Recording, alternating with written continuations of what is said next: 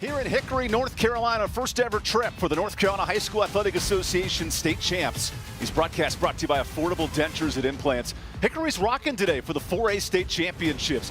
Reidsville, the kings of high school football, 20-time state champs. It's Brevard's first trip in 45 years. A lot on the line for these two programs and a fun afternoon for high school football. Thanks for joining us in Moretz Stadium with Reggie Walker. I'm Evan Budrovich. Reidsville, not just 20 state titles, they have two of the best players in the state offensively. And this Brevard team, 14-0, ran the table in the regular season. Reggie, how do these programs take home a state championship? I think the word of the day is defense. You got two football teams that know how to score points. The key for both teams, the resiliency and the ability to stop the other side. That's going to be the key in this ball game today. Let's dive into our Ingles food for thought. We noted Reidsville's strength on the offensive end. How do the Rams get it done today? Well, I think first and foremost, they've got to establish the run to get a situation where they get that secondary up to the line of scrimmage. And then obviously they've got to tame the Thompsons on the defensive side of things and make it difficult for Brevard to move the football.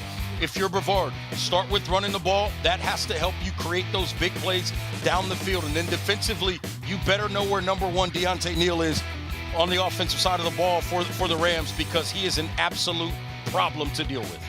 This Reidsville dynamic duo has combined for over 100 career touchdowns, 2 state titles in basketball, 1 in football. What makes Harrison special? Well, KenJ Harrison, we know what he is in terms of the offensive side of the ball as a tight end, but as a defensive end, playing more and more snaps throughout this playoff run, he becomes more and more of a problem as this thing gets later in the games. Look out for him trying to get after the quarterback. And then Deontay Neal, who we just talked about, he's going to be all over the football field. They're going to line him up in the slot, out wide. He might even play a lot of quarterback in this game as well. He can run it, he can throw it, and he'll catch it. Keep an eye out for him in this ball game. And then on the side for the Brevard Blue Devils, right? You have to understand, they're going to start by trying to run the football with Braylon Thompson. They'll run him inside. He can get to the outside as well. 6+ yards a carry this season. And then defensively, Carter McAfee, he's going to fly all over the field. He's sideline to sideline, 182 tackles so far on the season, Edwin. He's a guy that is going to be the key for this defense. This 4A state championship is loaded. And for more on the matchup, here's Hannah Brady. 1963, where the game ended in a tie and the teams were announced co-conference champions. Now Brevard back in the state championship for the first time in 43 years. And head coach Luke Coleman told me that this week has looked just like every other week of the season, just with an extra day of practice. He said they used that day to get out all the extra emotion to be locked in for today. He said the biggest reason for success for his team is their ability to overcome and just their will to win. He said that there's still one more left today and that the mission is not done. Meanwhile, Reidsville looking for their second state championship under head coach Eric Teague. And Coach Teague has been around Reidsville football his entire life. He grew up being the ball boy. He played in high school, came back as an assistant coach, and now the head coach for the Rams. He told me every birthday he dreamt that he would bring Reidsville to success. And now his team and his seniors search for his second state championship title today, and they're ready to lay it out all on the line. Well, we will see who comes out on top here in Hickory for the 4th state championship game between the Brevard Blue Devils and the Reidsville Rams.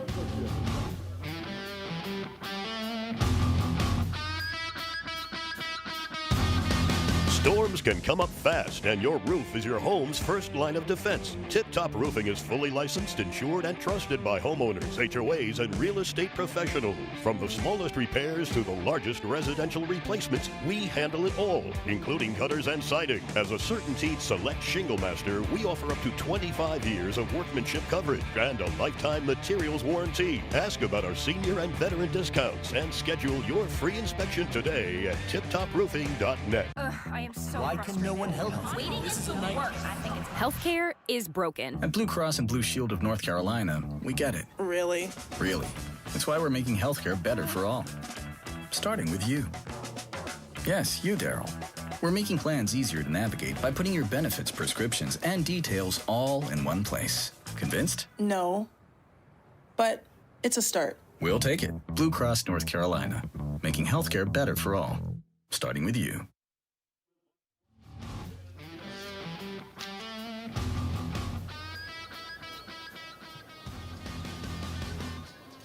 Brevard at the 35.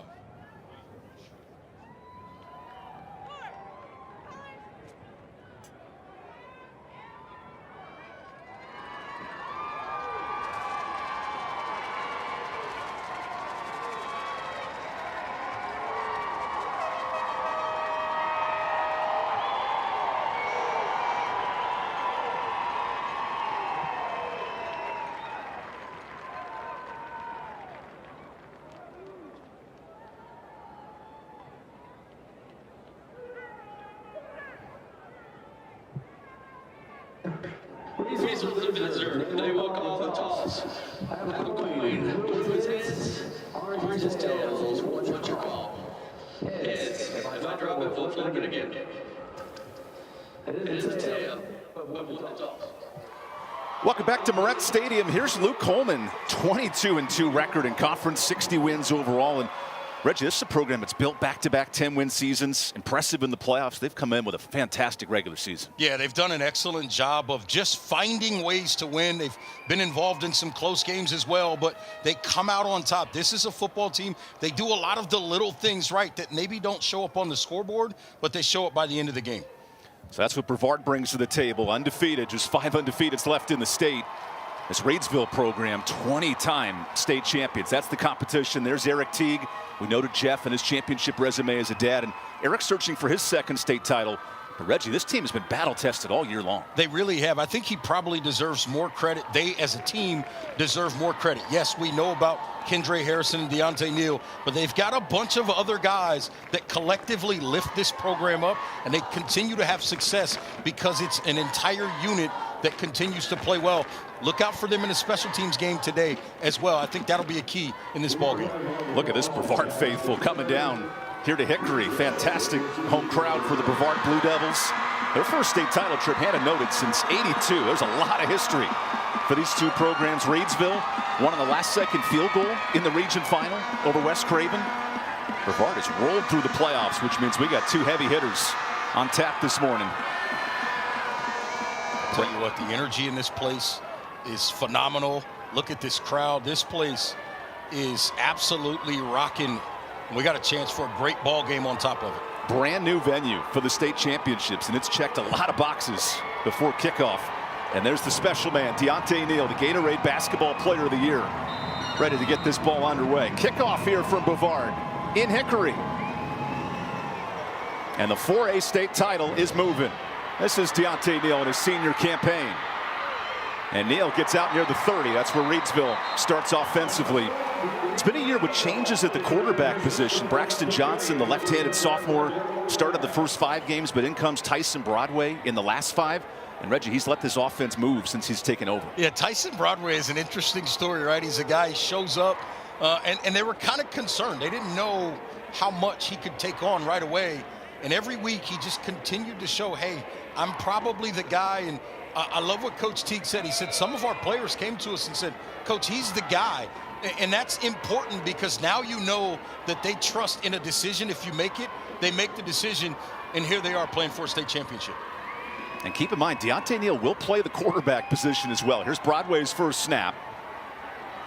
A lot of time and a quick catch. There's LaDawn Hatfield. And Hatfield out to midfield. Nice opening play for 20. Well, I think that's going to be the key to this game. Everybody knows about Neal and Harrison. Who else steps up? We talked about it before the game, Evan. Who's going to be the third guy offensively? Already getting LaDawn Hatfield involved. Now you're going to have to put eyes on him throughout the game. That's going to create situations to get Neal and Kendra Harrison going as well. That's a Tatum and Atkinson first down. The heavy hitters. And this duo of Harrison and Neal, over 140 combined touchdowns. Some bonkers numbers in 4 years. Broadway out of the pocket. Broadway going deep, and Neal's wide open. Touchdown, Reidsville. The explosive passing game of the Rams. They're the Kings for a reason, scoring first.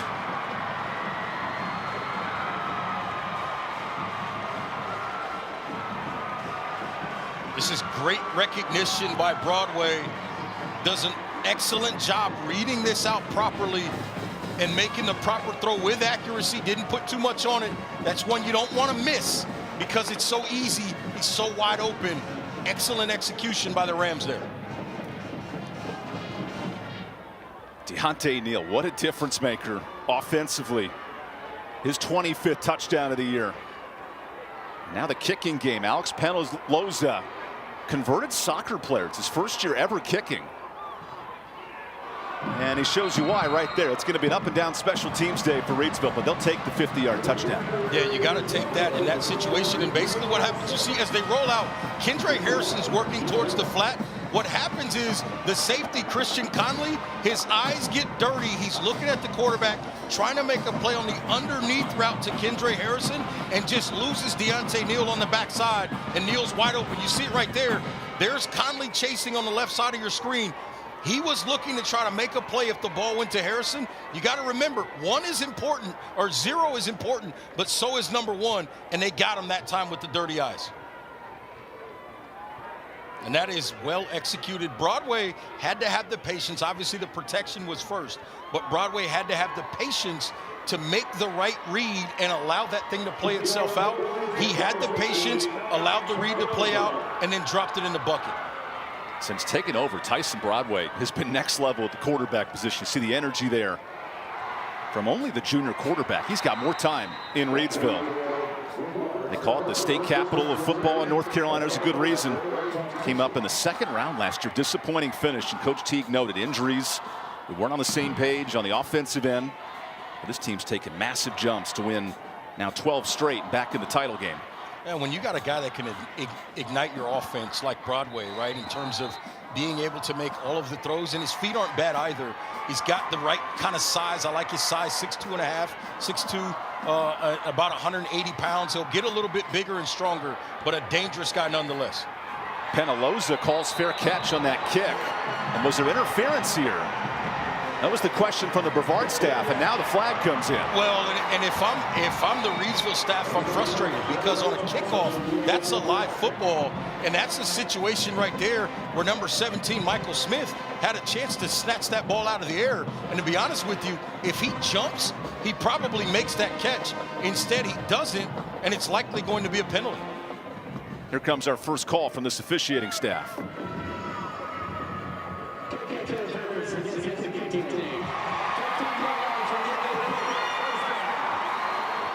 Evan, I'll tell you another thing. That might be the first time in the history of my life seeing a kick-catch interference on a kickoff.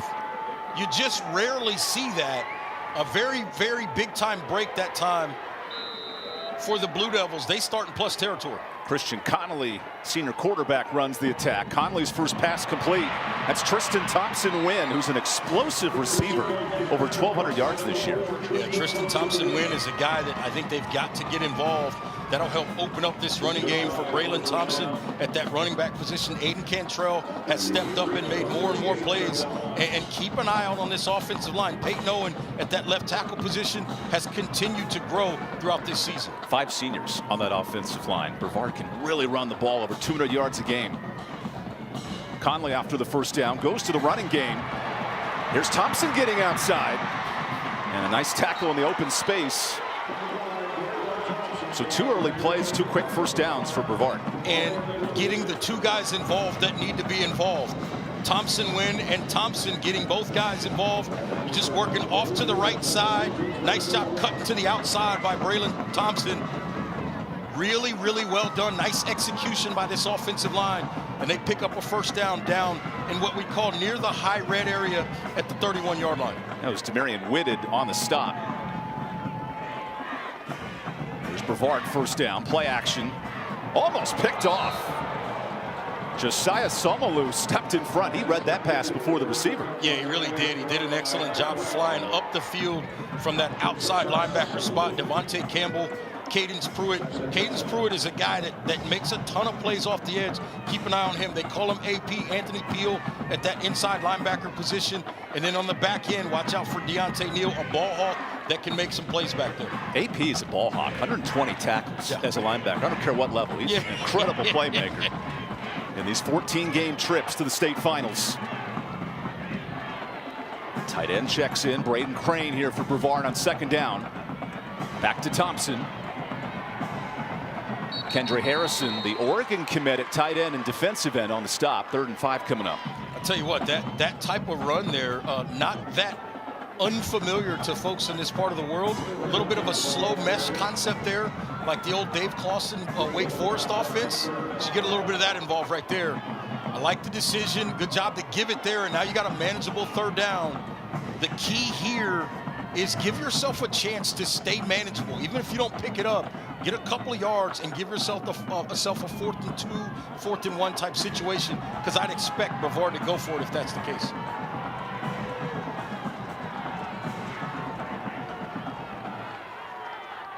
Christian Connolly on third down, faces a blitz. It's picked up. There's Thompson Wynn. Nice first down grab to the 20. That'll be a big matchup, Neal versus Thompson Wynn today. I like what Thompson Wynn did on that particular situation. He was very far off the ball. His alignment was very much in the backfield. What that did was create space between he and Neal so that as he pushed up the field and Neal bailed out, it would take Neal beyond the first down marker. Then he could work to the outside and make an easy catch. At the next level, think of how Kyle Shanahan uses McCaffrey out of the backfield as a receiver. Thompson Wynn has that ability to play all these different spots. Gets Brevard into the red zone for the first time after the Reidsville 50-yard score. Conley looking end zone, incomplete. Through Aiden Cantrell's hands, the veteran senior with 5 grabs this year in the Air Experts heating and cooling end zone. That's a great job, made the right read. Just got to pull that down, right? He's just working over the middle, little post concept. He spins it in there, and Cantrell, that ball just got on him, I think, a little bit quicker than he expected, and that's why he was unable to make the catch. It's the efficiency of Conley that's next level. Only 1 turnover, 21 touchdowns. This guy knows how to manage the football in the red zone. Well, that, if you're a defender, you better make a decision if you're going to put your hands up there, because that ball flies. It zips, it explodes off of that right shoulder that he's got there. Conley feeds the running back. Thompson cuts right, and a short gain. And that ball comes out late, but it's ruled down on the turf. Eric Teague jumping up and down. He thought that it was a turnover. Instead, it's 3rd and 7. The officials immediately called that down. You saw Reidsville, they got right on top of that ball, too. Makes it close right here. Take another look here as he works off to the right side. Got to tuck that ball away. I think that's Samalu that comes in there and gets his right arm on there. And right away, that ball is out. That ball is out. But again, maybe forward progress as well. Maybe they call forward progress there, but no instant replay in high school football. Big 3rd and 7 for Brevard here in the red zone. Play action. Connolly going deep. Touchdown! 4th score for Braden Crane, and the tight end steps up here on 3rd down.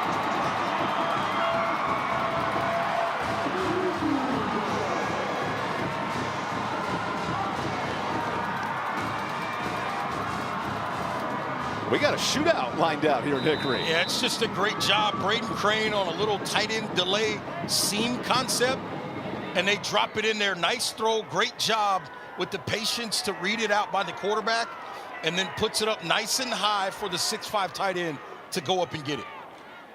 Big extra point that gives Brevard the early lead. Scores for each club in the first 3 minutes. What an offensive start here at Hickory to the 4A state title.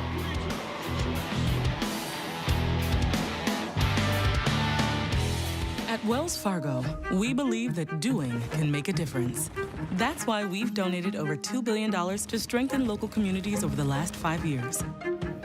From over $745 million to help address housing access and affordability, to roughly $420 million to help small business owners through nonprofits, to over $55 million to support scholarships and programming for students. Because doing gets it done.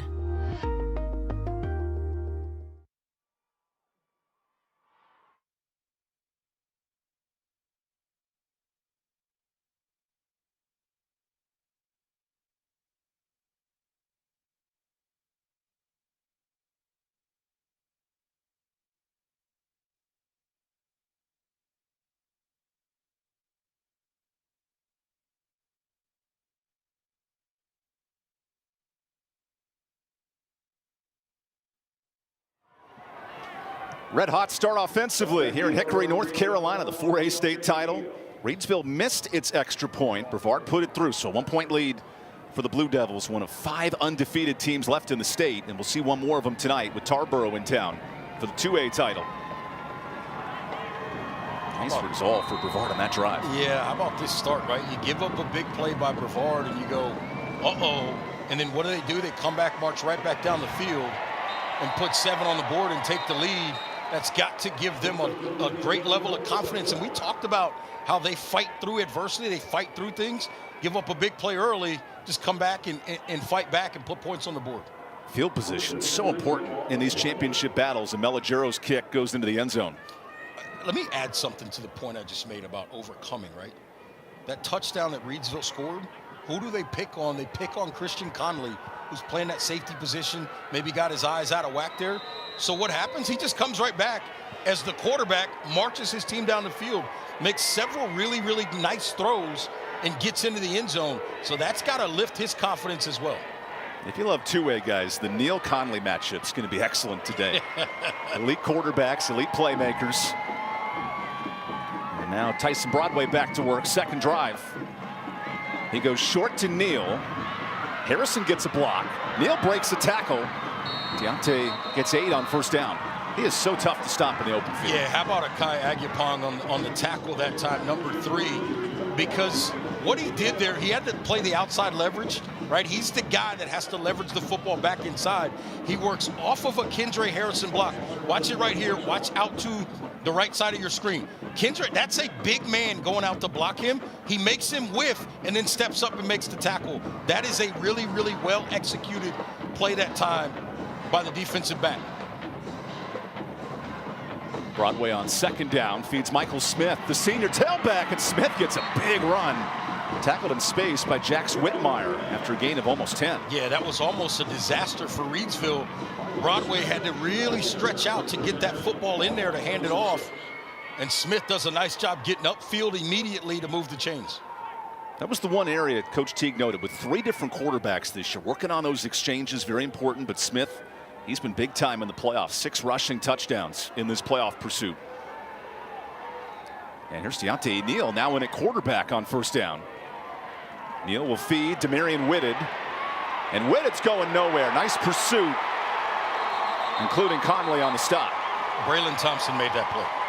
Look, I know the pursuit was there. I understand that you had obviously some penetration in the backfield. But watch Braylon Thompson on the outside, on the right side of your screen. Watch him leverage the football back inside where all the help is. That's how you play. That's how you set an edge, even as a small guy. That tells you how well these teams are coached.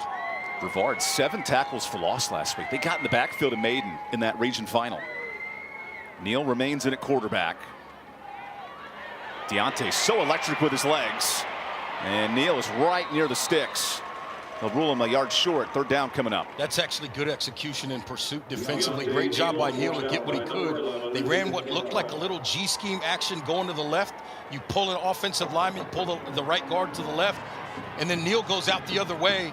But they stay home, the Blue Devils do, on that backside, and they're able to keep him from getting explosive play up the field. Eric Teague noted, we need one drive to figure out when will Neal play quarterback. You see the urgency 5 minutes in. Neal on 3rd and short. Well, the dynamic with him is he can still throw the ball. Like, don't get fooled in thinking he's just going to be in there to run around. He can throw the football and make plays with his arm. Here's Neal to run it. Has a convoy. Follows those Rams, and Neal breaks free.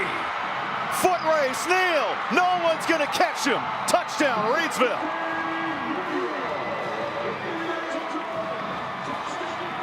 One of the best athletes in the state, shows you why. Deontay Neal explodes for 60.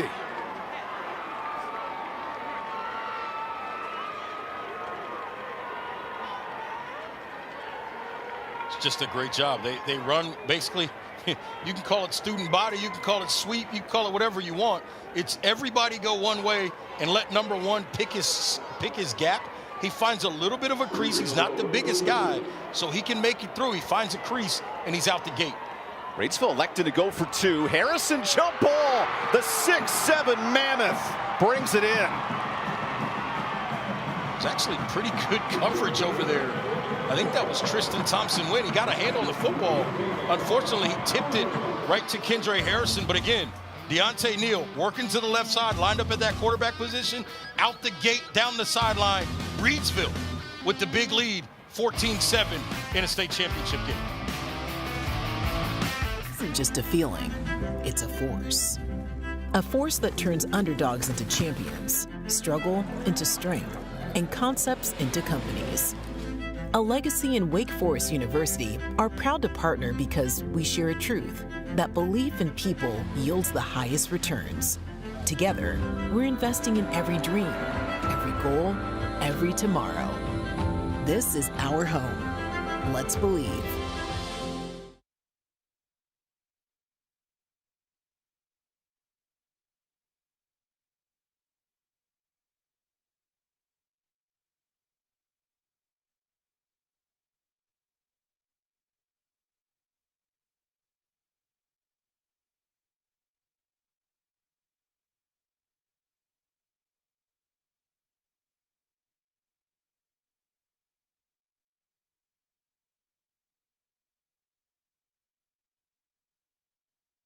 If you like offense, you came to the right place here at Lenoir-Rhyne University, Moretz Stadium. First ever trip to this stadium for the state finals, and 3 touchdowns and 3 drives. So that's just how we drew it up. 3 touchdowns, 3 drives, less than 6 minutes of action. I mean, you name it. We've seen big plays. We've seen intermediate runs. We've seen nice throws. Everything you could ask for in this game, we've seen so far. So Brevard brings the whole kick return team close, and Penaloza will boot this away, but a whistle before the kick. I think this is going to be an offside on the kicking team. That initial pooch kick caused some confusion with a fair catch interference. To your point, that'll back it up 5 yards for Reidsville. So let's do the math here. This is the 4th kickoff here in the game. We've seen 2 penalties, and we've seen essentially a near onside recovery by Reidsville. So as we talked about, special teams in this game, something to keep an eye on. Alex Penaloza, fantastic story. He was kicking rubber objects, soccer balls, whatever he could find in the offseason. And Coach Teague said, hey, do you want to try a football out? He recruited him to play on the team. This is his first year booting this ball away to the 30. Fair catch right there. I love that he gave him some old footballs to kick, right? To make sure he could have some success making those kicks and felt comfortable doing it. Alex is an all-conference soccer player and wanted to join the most prolific championship club in the state. No one with more titles than Reidsville. Searching for number 21 later today. Reidsville was upset in last year's final, but won the 23 state championship. They want to close out Kendra Harrison and Deontay Neal's career with a ring. But this Brevard program, so good running the ball on that first drive.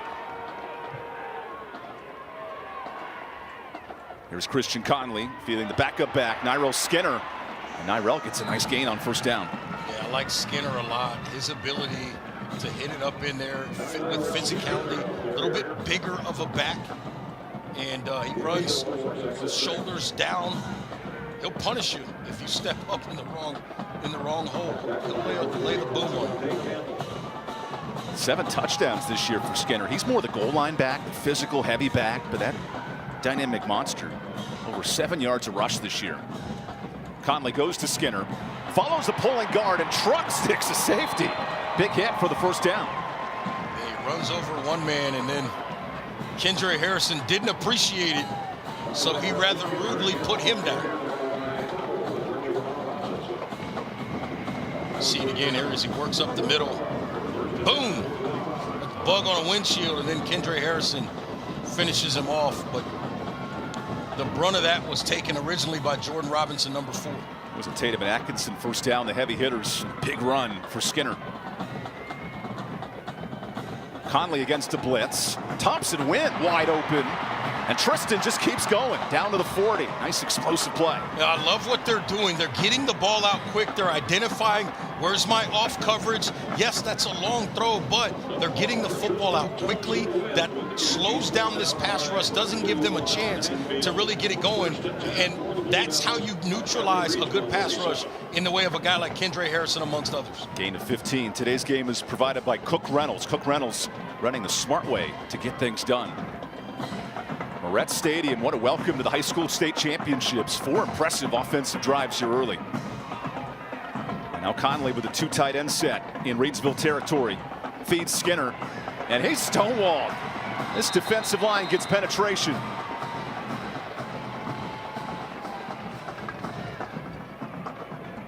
Tyson Albright inside, all 6'4", 255 pounds. Watch him come right up the middle. He's probably getting held there as well. Didn't matter. Gets the penetration and blows this play up.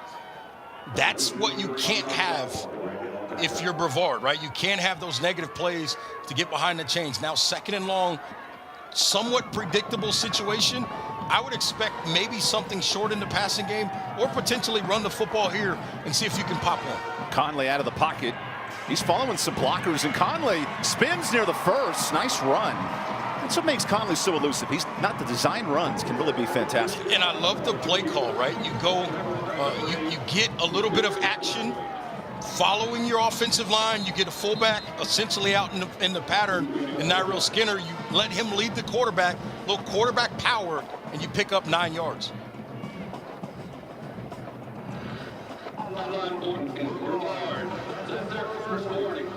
So just a warning, no penalty, but the second sideline warning becomes a 5-yard penalty.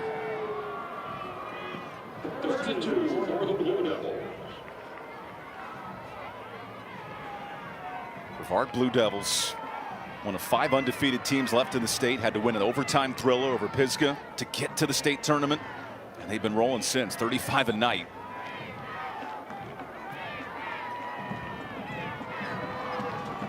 A critical 3rd and short. Just getting ready to say, under center? That's a foreign concept in football. Here's Conley feeding Skinner, and Harrison's on the stop. Good pursuit by this Reidsville defense. We talked about him in the opening, his ability at that defensive end position. He's playing more and more snaps at that spot. That time, the quickness and the great hands to get down inside and make that play.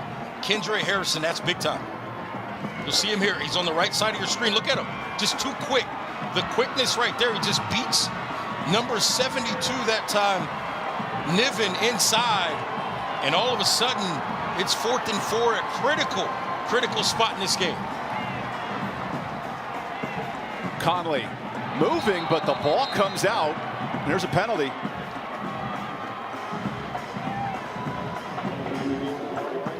Does this change the mindset here if you're Brevard on 4th and extended? I don't think so. And the main reason why I say it probably doesn't is because even if you punt, let's say you punt the football and it goes into the end zone, you're only picking up about 15, 17 yards of field position, maybe 18 yards. That's not a ton of field position to get, so I suspect they'll go for it anyway. Coach Luke Coleman, all the confidence in the world in Christian Conley. He said ever since the Franklin game in early September, his team was battle-tested, had to pull that out of overtime, said it was a rallying cry for his unit. Anytime there's a 4th down, he wants his offense on the field. So Conley working here on 4th and 8. Play action. There's a blitz. Conley is rushed and put down. But there is a flag. Yeah, the flag is for an illegal formation. I think they're going to say Thompson Wynn was not lined up properly. You had a wing there instead of a tight end on the line of scrimmage. And that's what it is. I actually don't like this call. And the main reason why is because Thompson Wynn was asking the official at the bottom of the screen. He asked the official several times, was he lined up properly? Clearly the communication not clarified there didn't matter because the pass rush got home anyway. And what does this say about Reidsville? Their rush ends, the last 2 plays have taken over this game. Well, I wondered how long it would take before we started saying Cadence Pruitt's name. He started to show up the last couple of plays of that drive. I suspect he's gotten himself involved in this game and feels much more comfortable now. Our first stop of this first quarter here at Moretz Stadium on Lenoir-Rhyne's campus. Tyson Broadway back in at quarterback. Broadway feeds Smith. And Michael Smith breaks a couple of tackles before Whitmire jumps on him, gain of 5. And this is a big possession for Brevard defensively. They need to get a stop here. You get 2 possessions behind this Reidsville offense, then you start to become predictable yourself on offense, and you have to throw the football, or you're thinking about throwing the football more than you normally do, and that defensive front starts to tee off. Coach Teague noted our running game doesn't get the heralds, the accolades of the Neals and Harrison outside, but we like to run the football. Back to Smith after a 5-yard run. And Smith is trapped there, just 2 yards, so third down coming up. Nice job early in the possession for this Blue Devils defense, making a couple of nice plays, particularly that one, getting a little penetration up the field. Ball nearly came out that time. Hold on to it if you're Smith there. Toby McCracken and this linebacking unit. What a football name, Toby McCracken.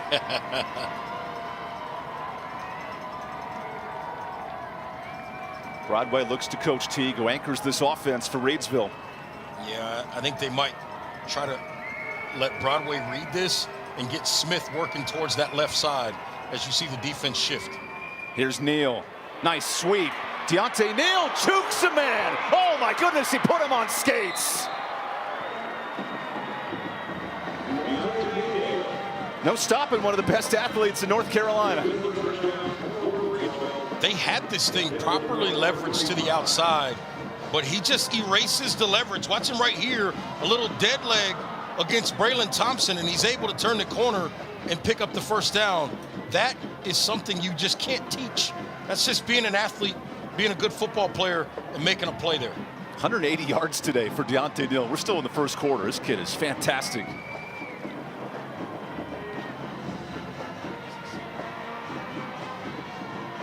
Broadway on first down, elects to keep it. Another juke. And for more on this Reidsville offense, here's Hannah Brady. Guys, you talk about Deontay Neal playing his last football game ever in his career, committed to play basketball at UNCG next fall, and is showing why he is one of the heartbeats of this Reidsville team. Coach Teague told us that he is one of those guys who can go in at any position and use his athleticism to his advantage. Post-game of the West Craven game, Neal said that all they have thought about this season is that second-round loss, and they will not feel that again, but true heart on full display, guys. Coach Teague noted one of the more difficult guys to tackle in space, and this senior day is going to be tough when Harrison and Neal in this double-digit senior class retires after this one. Whitted goes outside on the sweep. Whitted jukes a man. Demarion Whitted is gone. This Reidsville offense pulling all the tricks out of their bag early here in Hickory.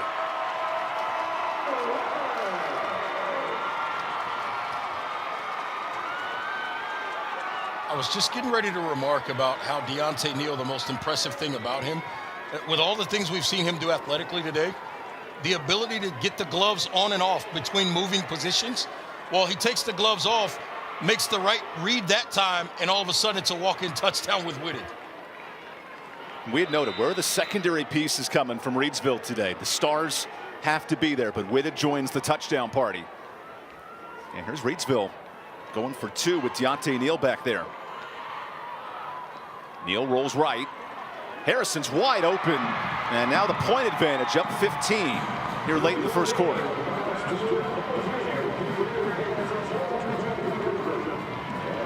Right now, Reggie, this Reidsville offense, they're explosive plays, but it's all at the line of scrimmage and causing confusion for Brevard.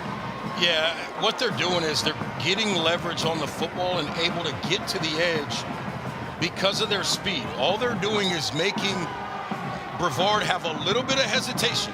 If you hesitate for a half a second with this kind of speed, you've got no chance to recover. Brevard has solid team speed, but Reidsville has great speed, and they're showing it. And then right here, looks like he wants to work to the outside, comes back to Kendra Harrison over the middle. That dynamic senior connection on the two-point play. There's a little bit of history on the line for Reidsville, and you go back in the North Carolina history books, there's never been a set of players with 2 football and 2 basketball state titles together. It's so hard to be that kind of an elite athlete, right? And have those kind of elite level programs at the same time. Very difficult to do. They've been getting it done at Reidsville. Penaloza ready for the short kick. And one thing Brevard has done, great field position early. That last drive halted near the red zone. They've done a nice job moving the football. Just as we talked about, you can't get behind the chains in a big football game. They got behind the chains that one time on that previous drive, and all of a sudden they start losing yards, kind of leaking oil, if you will, offensively, and then they give up a touchdown the other way, and now they're down 2 possessions. Luke Coleman noted the most selfless team he's had in his 4 years at Brevard. First major deficit of the playoffs for the Blue Devils, #1 seed on the west side of the state. And now Christian Conley with a fresh set of downs, but Reidsville calls a timeout. Yeah, they couldn't get on the same page with what the defensive call is. Anytime you see a multitude of players walking toward the sideline with both arms out, that means I don't know what we're supposed to do here, or I don't know where someone is. Maybe, it looks like maybe Kendra Harrison was supposed to be in the game and was not. Yeah, it looks like he's talking to Cadence Pruitt, saying, that's my bad. I need to be on the field. I just caught the 2-point conversion. I had a little time celebrating. Yeah, they were going to get caught in a situation with just 10 on the field. And look, if that guy's on the field, maybe you can get away with 10. If that guy's not on the field, it might feel more like you're playing with 9 as much as he can do out there. I had a chance to, you know, I've seen, obviously, Kendra Harrison on film and basketball and football. It's the first time I've been able to walk up to him in person. That is a large young man, and he's athletic to go with it. You see why he's done some of the things he's done throughout his career. Dan Lanning's a happy camper, committed to play at Oregon. He'll head up there in January and start part of a college football playoff run as well for the Ducks coming up. Well, that's one of the added things, right, that they've actually been able to do. Is you see the Oregon logo on his helmet, is get these guys, the young guys, involved in the bowl and playoff practices early on so they can get acclimated. Fresh set of downs for Conley, and Skinner on the ground goes right through Harrison. Nice run for 5 yards. And this is what the Blue Devils have to do. They've got to, again, establish the run and be consistent with it. And right now, at the very least, they've got to make sure they continue to maintain possession through the end of this first quarter to allow that defense to get a chance to rest. Again, a lot of guys that go both ways. Got to give yourself opportunities to get off the field when you can. High snap. Skinner hangs on, and Harrison in that D-line gets after it. These rush ends, not a team with elite defensive tackles, but the D-ends make so many things happen. Well, they do, and you add to it, you get a high snap. Now the timing's off as well. That's one thing you can't allow, is timing issues with this kind of pass rush or guys that can get off the edge with the quickness of a Cadence Pruitt and a Kendra Harrison. That duo's combined for 20 sacks this year. It is dynamic with Pruitt, the junior. He's getting offers up and down FCS football, and Harrison noted his experience. Critical third down for Conley. Blitz coming. Conley goes short, and he's hit. Incomplete. I think Conley would have been better served to go out to the left side to Skinner, the back. He was all by himself in that left flat. That's probably easily a first down amongst additional yardage. See right there, he made the decision early to go to Thompson Wynn against Deontay Neal. But I think that time, if you go out to your hot read, you check it to your back on the left side, you pick up that first down, you certainly have a completion there to see what happens. Here's Aiden Cantrell, our first punt of the afternoon. And a bounce there, pins it inside the 40.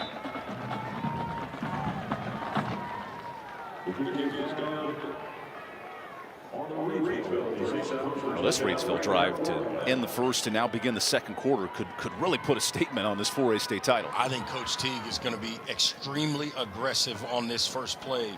I would not be surprised if Broadway looks to take a shot deep and again try to maybe put a stamp on this first quarter with a big play down the field.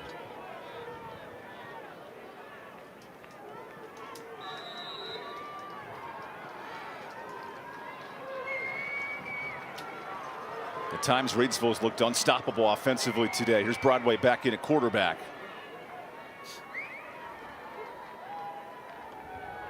Broadway feeds the running game. Nice hole early for Keyshawn Henry, and Keyshawn gets 10.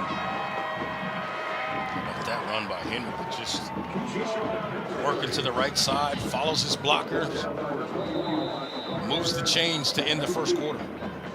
So we go to the second in the 4A state title. This broadcast brought to you by Affordable Dentures and Implants. All Reidsville early, but the Brevard Blue Devils, don't give up on them just yet. Plenty of football from Hickory when we come back to the 4A state championships. Robert, go for more. Hurt in a car wreck? Don't go up against the insurance company alone. Let the heavy hitters do it for you. Call 800-LAW-0804 and we'll go after all the money they should be paying you. Stay out of the courtroom and get into the end zone. Call the heavy hitters, who are attorneys Tatum and Atkinson. Call the heavy hitters, they'll work to get you more. 1-800-LAW-0804. Have you been quoted for trench drain system to fix water intrusion? Before you compromise your foundation, talk to Foundation Solutions. We provide a more efficient, more cost-effective way to keep your basement dry. With 30 years of experience in Western North Carolina, we bring guaranteed work, financing options, and real peace of mind. Visit foundationswnc.com or call 828-768-2208.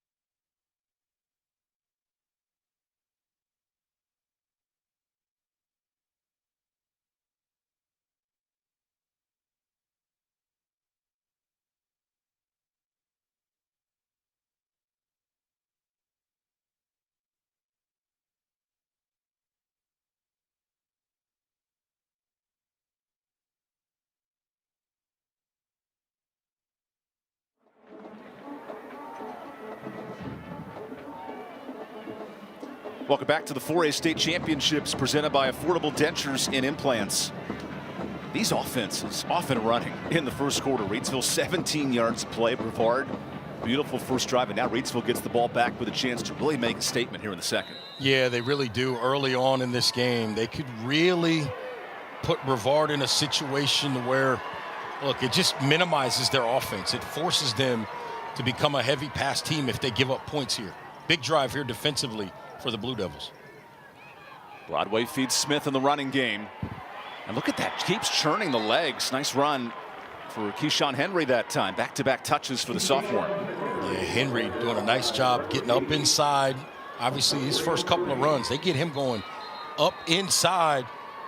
Two offensive linemen working their way, almost a counter concept there. He steps up inside, picks up 5, gets him halfway there.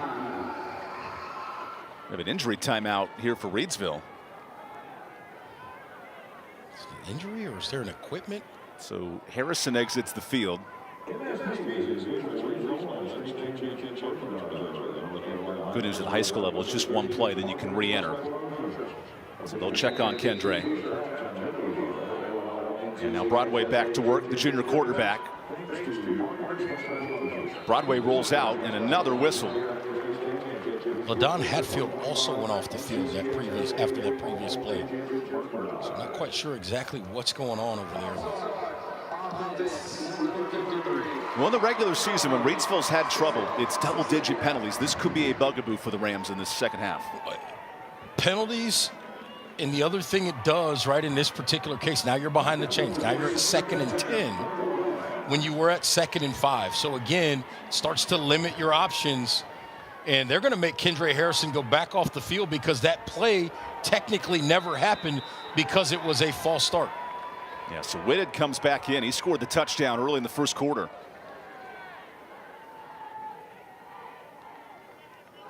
Broadway on 2nd down. Goes over the middle and incomplete. Whitted off, not on the same page. Well, the umpire also may have had a little bit to do with that. Not his fault. He's where he's supposed to be. But that's always one of those things, right? There have been routes called umpire, right? You just run to the umpire because defensively it's going to be problematic. And if the quarterback can put it in there the right way, it's an opportunity. And here comes this Blue Devil crowd trying to get them off the field on this 3rd and long. Watch Harrison over the middle here. Whitted in motion on 3rd down. Broadway faces a blitz. Nice screen. Neal gets a block. Neal again down the sideline. Beats Thompson. Thompson Wynn, second score for Deontay Neal.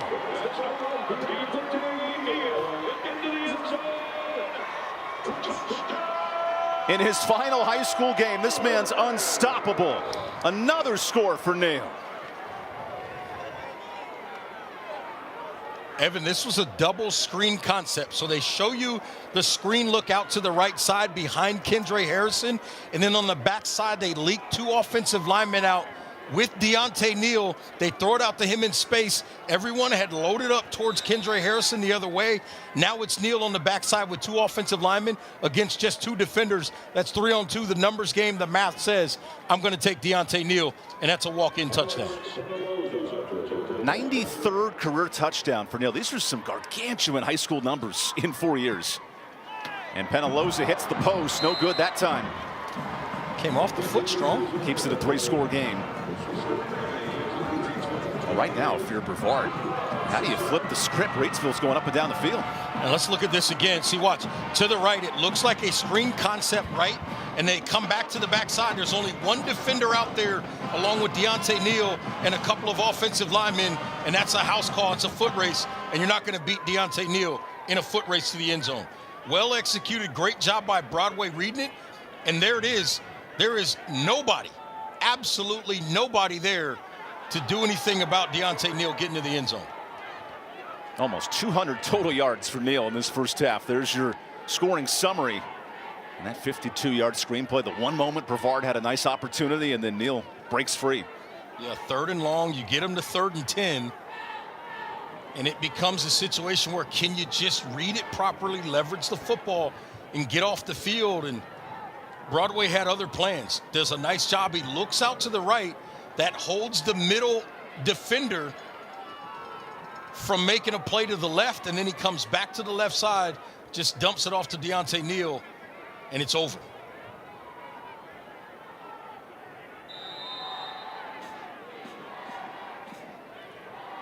Elite athletes here for Reidsville taking over in this first half. This kick will be returned.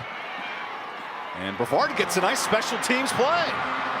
Out to the 45-yard line. Good run for Braylon Thompson. This is what Coach Coleman talks about, right? How they just continue to fight, right? You see a team, they go down 28-7, give up another big play, and you go, how are they going to respond? They come out and respond with a nice kickoff return. They finally decide to return one against that kind of a short kickoff, and they get a nice return. They're out near midfield to start this drive. I think they can't forget about the running game here. There's still time, still in the first half, early on in the second quarter. And also, I think you got to continue to get Braden Crane, your 6'5" tight end, involved down the middle of the field and get some of those linebackers backed up from the line of scrimmage. They're at 3.5 yards right now, those linebackers. Conley play action, deep shot. Good coverage from Whitted in the secondary. No flag coming in. Yeah, I think he looked the wrong way. I thought he had Crane up the seam on the other side of the hashes there. Well, there is a flag actually on the far side of the field.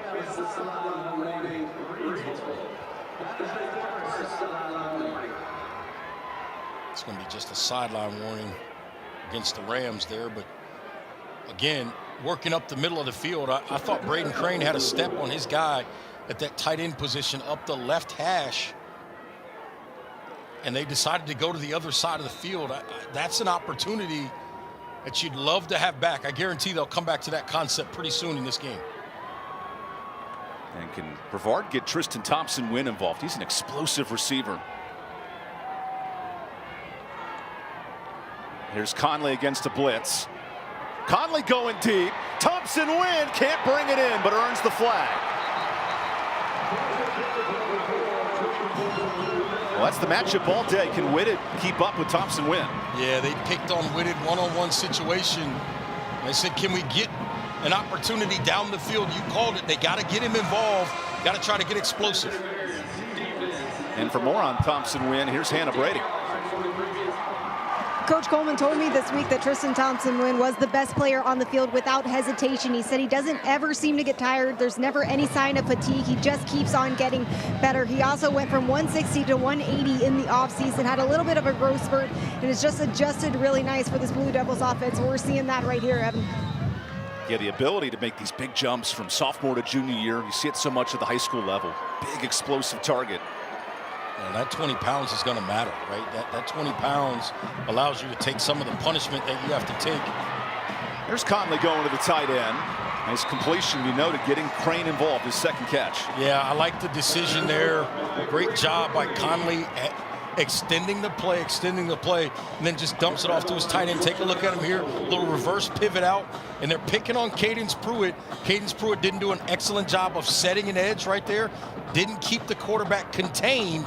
They get outside of him, they're able to make an easy throw and move the chains. Now, there was a flag after the play. There was some physicality with Peyton Owen and Kendra Harrison on that left side.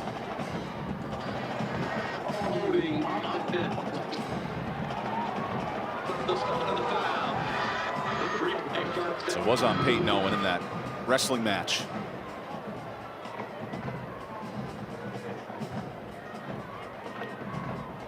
Interestingly enough, they're giving them the first down. So they still have first down yards, but it's going to be first and about 14. Yeah, it just basically resets the yardage. Good point.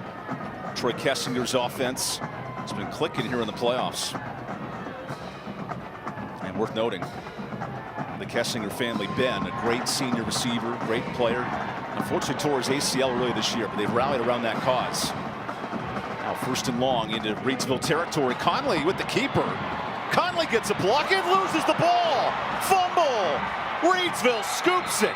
Of course, Deontay Neal grabs it.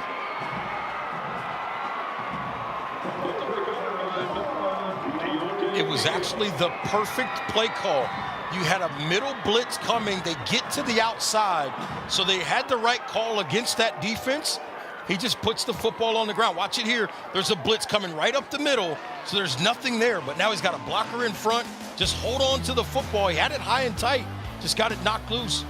Did most of it right there. Just put it on the ground. Brevard turns it over. Reidsville football when we come back to Hickory. Life can be tough. The daily grind, the pressures, the uncertainties, it all adds up. Let's be open and honest about our mental health. Let's support each other when we're hurting, because it's okay not to be okay. Tonight's high-end zone views of the game are compliments of First Source Equipment Rentals and Sales in Mebane and Burlington. First Source Rentals, reliable, safe equipment rentals in Alamance County.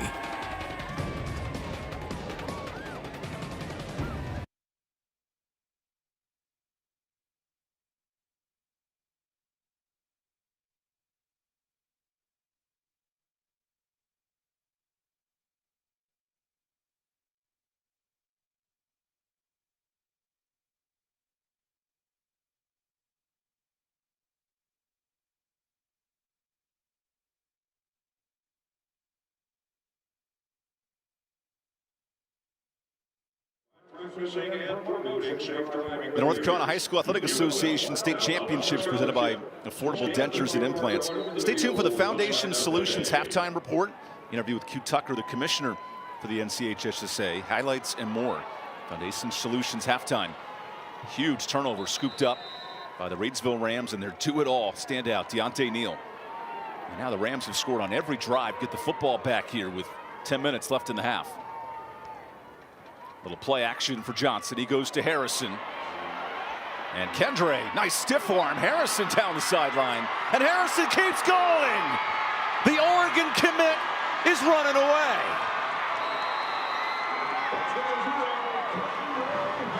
This Reidsville offense is so explosive. 4 different players to score.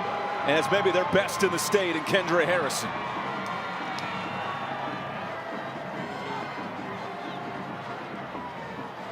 Right there saying, let's keep it calm. Let's keep it calm. But a big play by the big guy down the sideline, showing the speed and athleticism.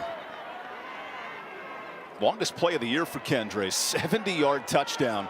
And to be 6'7" and tightrope the sideline, I mean, that's the next level kind of play. That's exactly what, I was thinking about as you bring that up. Watching that big guy work his way up that sideline, and then Deontay Neal, they're going to go for 2 here. Look at this guy run around. Neal throws a prayer and finds Frankie Galloway. Reidsville's clicking on all cylinders in this first half.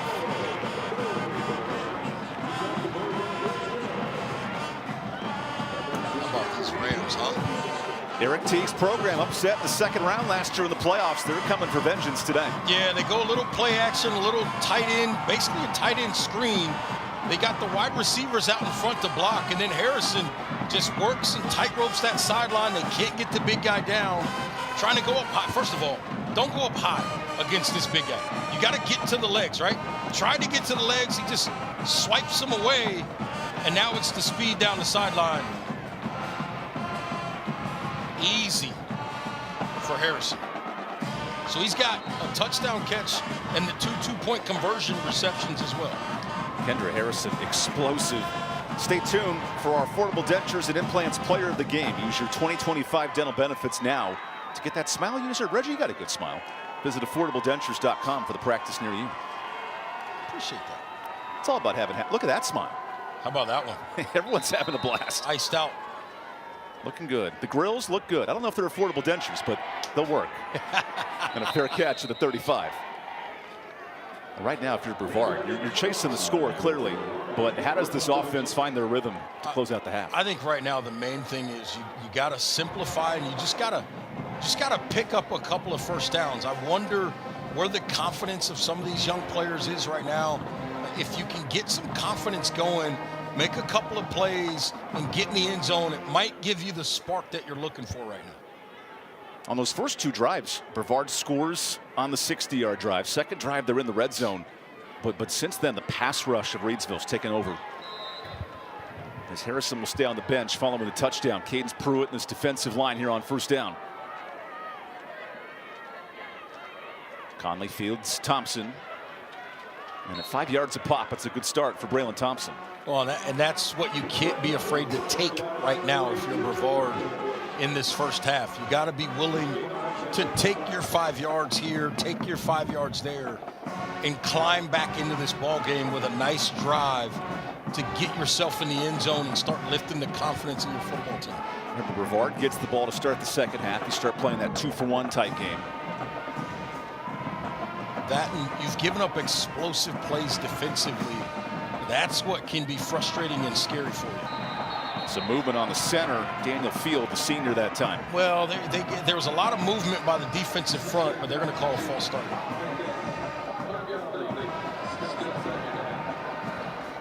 Yeah, at the high school level, you're allowed to move, just not make the sound at the snap. Absolutely. Where at the college level, there's some nuance to all that.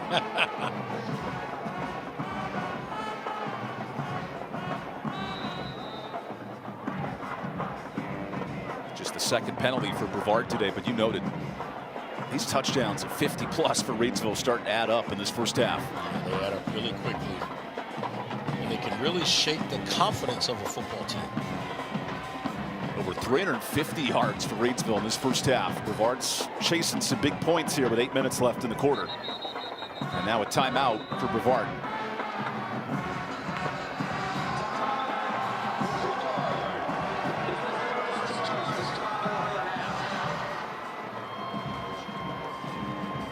You hear that sound of the Rams right now in Hickory.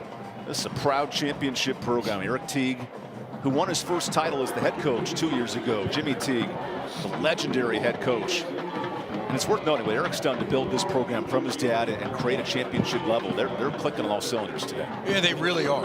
And I think, you know, sometimes there you see his dad, Jimmy.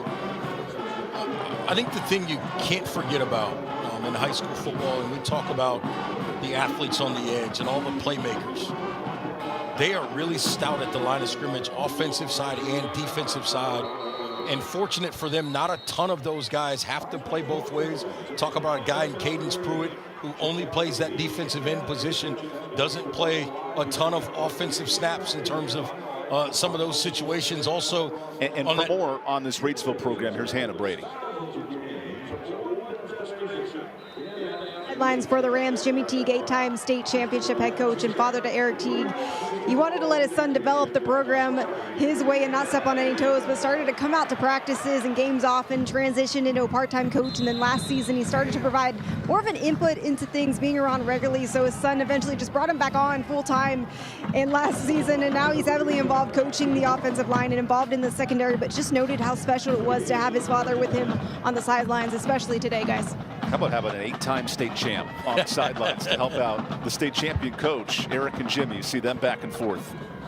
A neat family dynamic. Eric said, well, Jimmy kept showing up so many times, I eventually had to just give him a job on staff. Well, I think the other thing that would be interesting, and we're a little bit past it now, but they didn't have a whole lot of traditional Thanksgivings in that house because they were getting ready for football games, and the tradition kind of continues, right?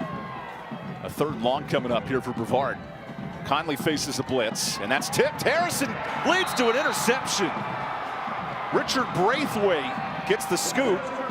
And Reidsville, they are rolling here in this first half. Yeah, it's a great job by Kendra Harrison. Realized he wasn't going to get home. Just stopped, got his hands up. As long and rangy as he is, he's going to get an opportunity to get to the football a lot. And Braithwaite does a great job. Sees the football in the air. We talk about it all the time. Tips and overthrows. Sees a tip, picks it off. That's been the strength of this Reidsville defense. 19 interceptions now. Remember, just 14 games in the high school year to get to the state final. I want to know what Wes Craven did last week to have the lead with a minute left in this region final. The script's completely flipped here in this championship game at the 4A level. Tyson Broadway back to work. Broadway's going for it all. It's Harrison. Another touchdown for Kendre.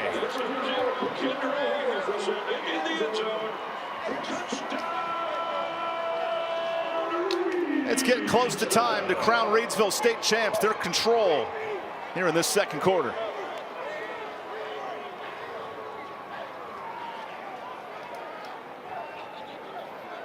It's the trickeration, it's the creativity of all the plays from Reidsville today. That's a vintage backyard type of tight end route. You've got your tight end lined up on one side. He just works all the way across the field. And everybody loses him because the action's going the other direction, and he's all by himself. Dante Neal with 3 scores. Kendra Harrison with his 2nd touchdown. And here's Penaloza, who gets his extra point. So now the special teams join the party. We'll take the timeout here in Hickory. The 4A state title game is becoming the crowning moment. There's your scoring summary. One play, one explosive play for Kendra Harrison. We'll wrap up this first half when we come back. All Reidsville so far here in Hickory.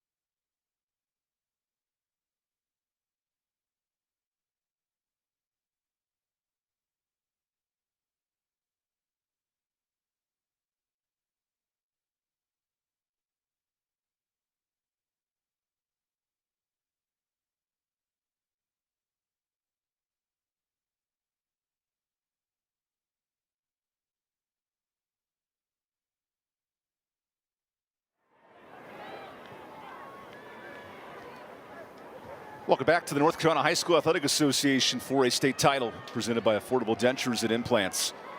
This Reidsville Ram team, every drive has led to a touchdown. 3 for Neal, 2 for Harrison, and Demarion Whitted joined the party as well.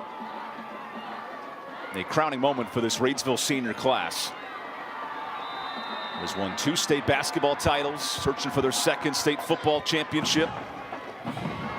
Oh, and Thompson elects to field this kick. That might have gone out of bounds, but a flag now comes in. You got to let that ball go out of bounds there. I know he's trying to make a play, but that's one you got to go ahead and let go out of bounds. Let's see what this flag is here. Yeah, you're going to get a block in the back on top of it. It's going to push him all the way back to about the 20-yard line.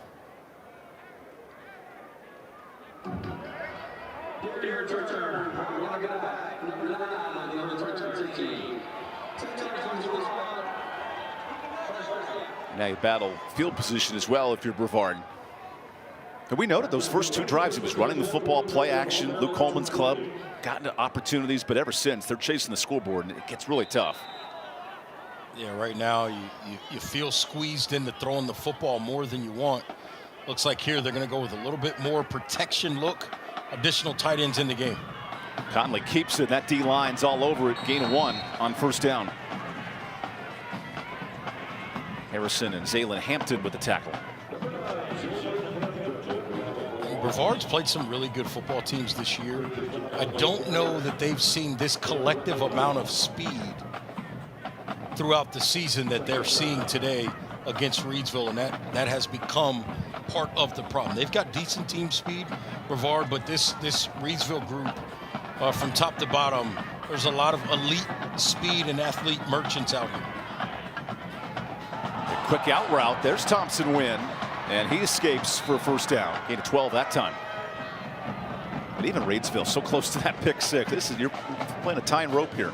Yeah, they're flying around. Breathwaite that time thought he had a beat to try to get up the field and get a pick. You'll see him come flying into the left-hand side of your screen right there. And I tell you what, if he gets that, that is an easy touchdown. And this thing is more off the rails. Brevard to the running game, and Skinner can't get much on first down. Now remember, Brevard does get the football to start the second half, but they got to find a way to maintain a drive to close out this quarter. All of a sudden, Cadence Pruitt, we talked about it earlier, he had kind of been quiet for much of that first quarter, and then all of a sudden started making some plays, and that time again in the backfield with penetration creating problems. There's a formula to beating Reidsville, but trailing by this number and having to throw the ball this many times creates a lot of questions. So Skinner gets the rock. Nice job by that offensive line to push forward. So 3rd and medium coming up. Brevard team that beat a talented AC Reynolds team in the opener. They've run the table, a couple of overtime wins in the regular season. And in the playoffs, largely untested outside of a Burns game in the 2nd round. This will be their biggest test, now trailing by multiple scores.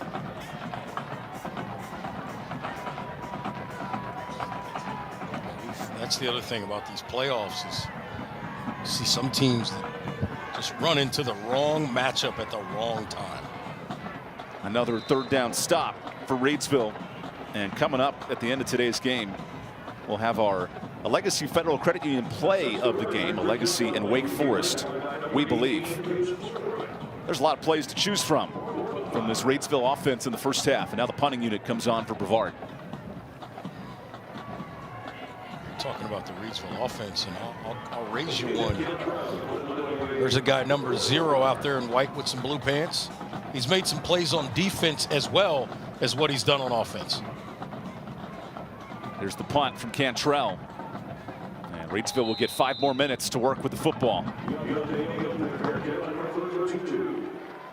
The disappointment for Reidsville last year of losing in the 2nd round. Coach Teague noted that, how a team that had injuries, struggling to find the right quarterback. Deontay Neal had to fill in the back half of the year.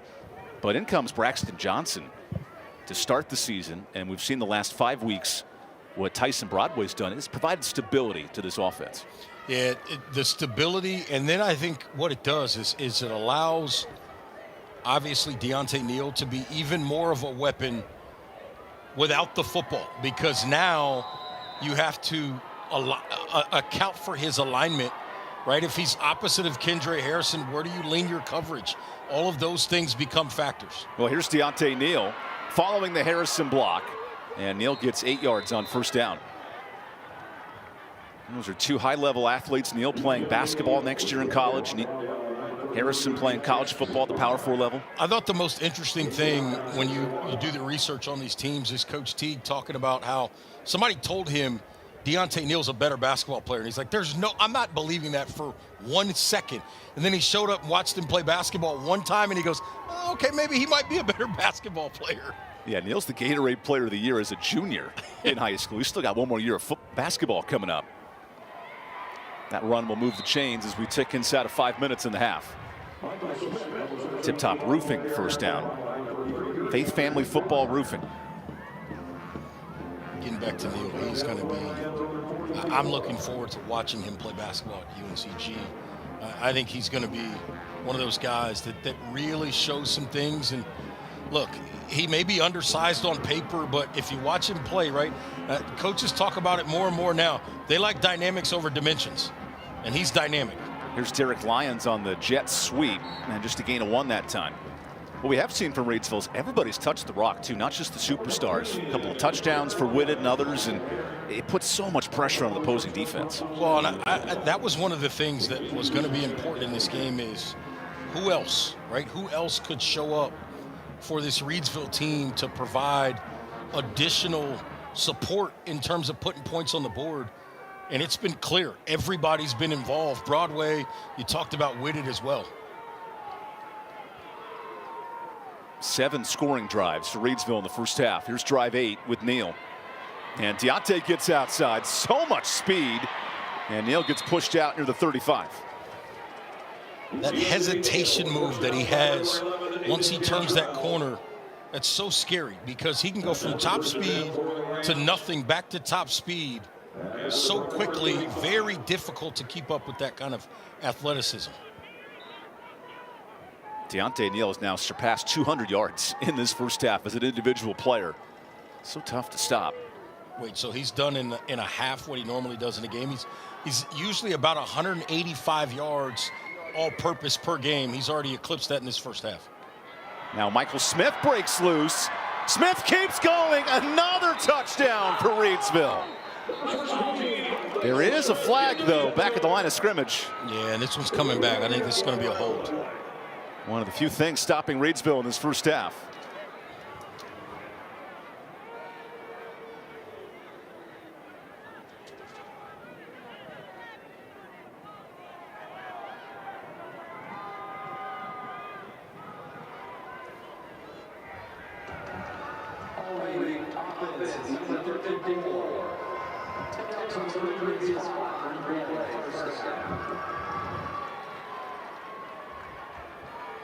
Just work right up the field, and there you see it on in the right-hand part of your screen. It's just a takedown.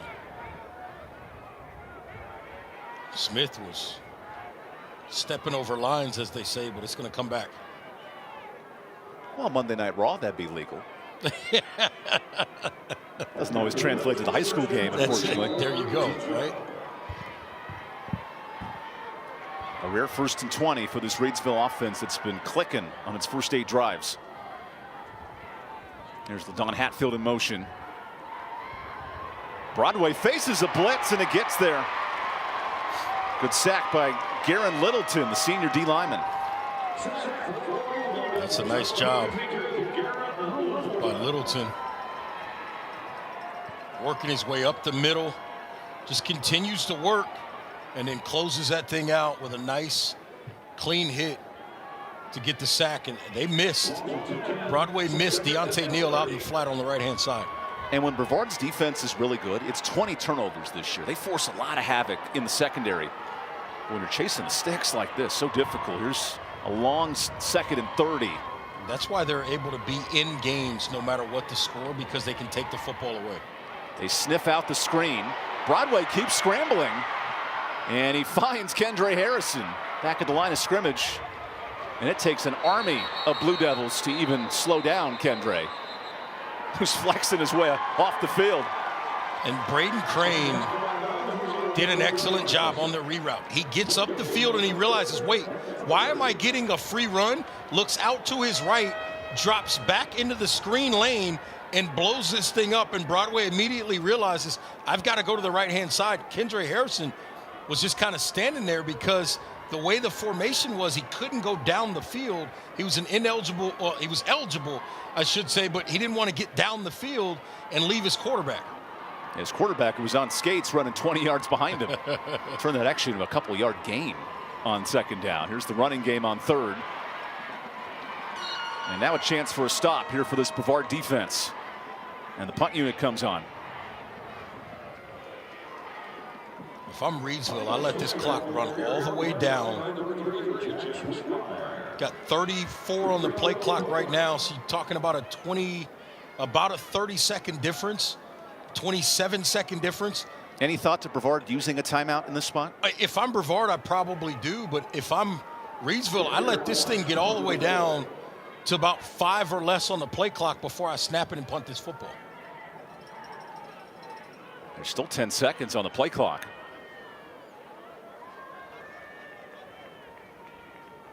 An ominous final countdown to close out the half. And Derek Lyons into punt. Good kick, pinning Tristan Thompson-Wynn back near the 14. Remember, the high school game clock will stop on a first down. But with 28 seconds, this requires a lot. Well, and this is where, right, in the high school game, you talk about the clock stopping on first down. This is where I think you can't lose sight of as a coach. The middle of the field is going to be open. They don't want to let you get to the sideline. As long as you're getting 12-plus yards over the middle of the field, you can march down the field because you're getting first downs, getting that clock stopped. So something to keep an eye on here for Coach Cam Coleman, I should say, as they look to try to potentially get some points here. The middle of the field could be your friend here because you're likely going to get a big, wide zone that allows you to make plays in the middle and not down the sideline. It's the running game on first down and not much there, just 3 yards. That might be a let's get to the locker room kind of play call there. Yeah, Brevard will get the football first in the second half. We'll hear from Coach Teague in Reidsville going into halftime in just a few moments. And this Brevard program very proud at 14-0, but has some work to do in the next 20 minutes of intermission. Well, it's all Reidsville through the first half here at Hickory, North Carolina. This Ram faithful, they can smell a state championship looming.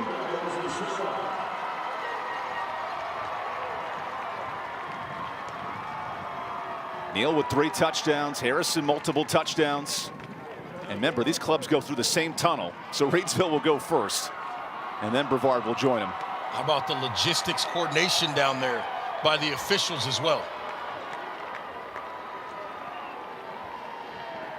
And as we get all situated, here's Hannah Brady with the Reidsville staff.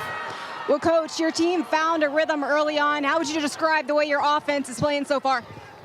Basically as well as it could go. I mean, we didn't have any negative plays, had a lot of home run plays. We know guys like Deontay and other guys on offense, they get a little steam. They can take it to the house every time they get the ball, and they've done that several times in the first half. So we had a big half, but we needed them to. How do you capitalize on this momentum, Coach? We got to keep them focused for the second half. I know it looks kind of out of hand right now. We got to come out and play second half, and in 2 quarters, they'll be state champions. Thanks so much, Coach. Thank you. We'll be right back here in Hickory for the 4A state championship between the Brevard Blue Devils and the Reidsville Rams.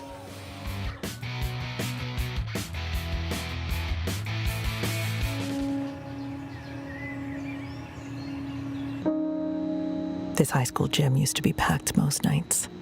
Not anymore. Do you know why?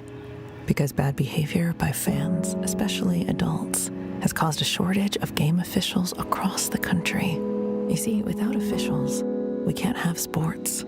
Don't let this become reality. It's time for a change. Let's bench bad behavior for good.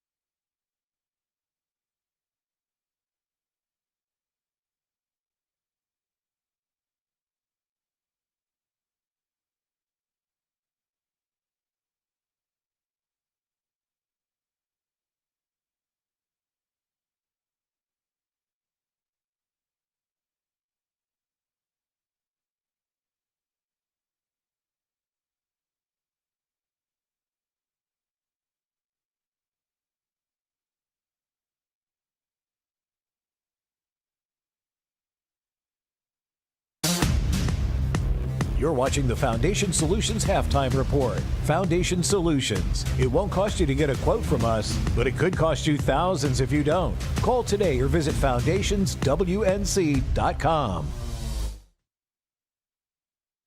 Commissioner Tucker, thank you for your time. Another exciting week with the state championships here. It is almost unbelievable that here we are getting ready to crown champions in football when it just seems like we just started the season. This year began the 8 classification system. Why the change? How has it been working? And do you foresee any adjustments for next year? Well, this is the last of a fall championships where we will crown 8 champions based on the new 8 classification system that our board approved.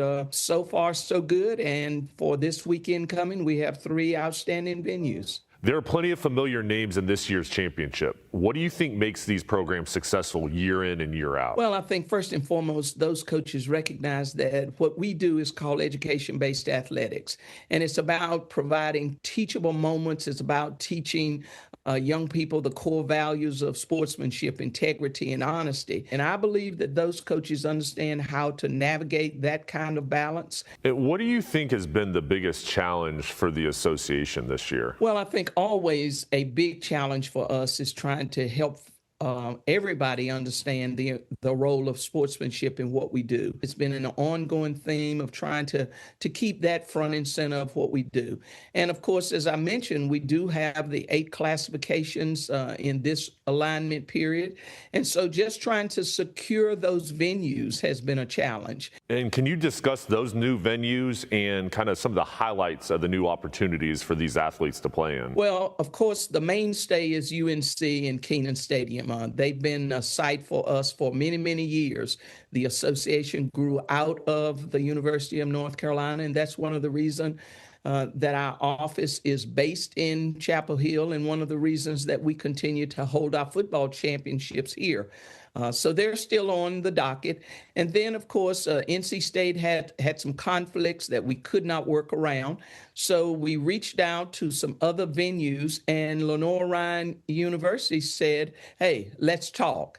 And so their Moretz Stadium has been made available to us. We're excited about being in that part of the state. And Durham County Stadium also stepped to the plate and said, let's talk, let's see what we can do. And so we look forward to that. And education-based athletics is a policy that's very important to you. How do we keep the balance in today's ever-changing sports climate? It is about learning how to be a young person, how to grow into that young adult. And if we've done our job, we have those young people poised and ready to be able to go on and make a difference. Commissioner Tucker, thank you for your time as always, and enjoy championship weekend. Thank you so much. The North Carolina High School Athletic Association welcomes you to tonight's game. We are excited to celebrate the hashtag NCHSAA Game Locked In, which honors everything that makes high school sports special. Let's continue to create a positive, welcoming environment for everyone. Cheer loudly, support your team, show respect to officials, opponents, and each other. Let's make tonight's game one to remember, full of pride, positivity, and what it means to be truly locked in.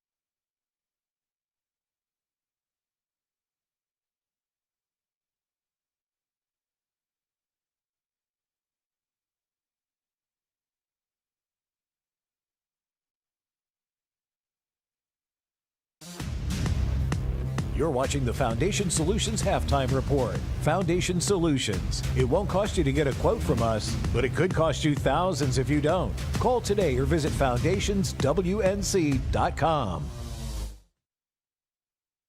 Hey everybody, thank y'all for tuning in to this state championship high school football game. Joining us today is our good friend all the way from Ingalls Markets, Miss Taylor Newhouse. Taylor, are you loving the game so far? Absolutely, it's been a fun one to watch. It has been a fun one to watch. Now, what are you anticipating? An explosive finish, I hope? We always hope for an explosive finish, but definitely an interesting game. All right, we got to talk at the end of the game then. Absolutely. Now, let's talk about high school athletics in general, because from what I understand, Ingalls Markets, y'all have had a long-standing and robust partnership, not just with our organization, but the entire community as a whole. Mm-hmm. Let's talk about the dynamics of that partnership. Absolutely. We kind of gravitate towards athletics because we feel like it's a great way to reach our communities. Mm-hmm. But we're with these kids all the way from that first day of elementary school all the way through college. So we're really following them. But athletics is a good way to bring it all together because everyone loves a Friday night football game. They do indeed, including you and I. That's absolutely. Right. So it sounds like you guys really do bridge that link between academics and athletics. Am I correct to assume that? Yes, definitely. We're there to support children through their entire educational experience. Speaking of supporting children, y'all have people who come into y'all stores and end up working for y'all, people who you go to church with. I mean, this really is a tight-knit community. Is that right? Absolutely. Ingalls is a beacon in all of our communities. And we love to get people in and out of the store, especially these kids that are working at our stores, our athletes and students in the schools that we support as well. That's indeed right. Well, Haley, you know what time it is. It's time to get back to some football. All right, let's do it. Let's do it. We'll see you guys next time on Friday Night Rivals. So, you going to play this week? You're going to play this week? You going to play this week? You're going to play this week? You going to play this week? You're going to play this week? You're going to play this week? You going to play this week? You're going to play this week? And welcome to the Ingalls Game of the Week as the Warhorses square off against the rival. He's going in. He's going in. Go, baby! Yeah! Ingalls, we're with you every step of the way.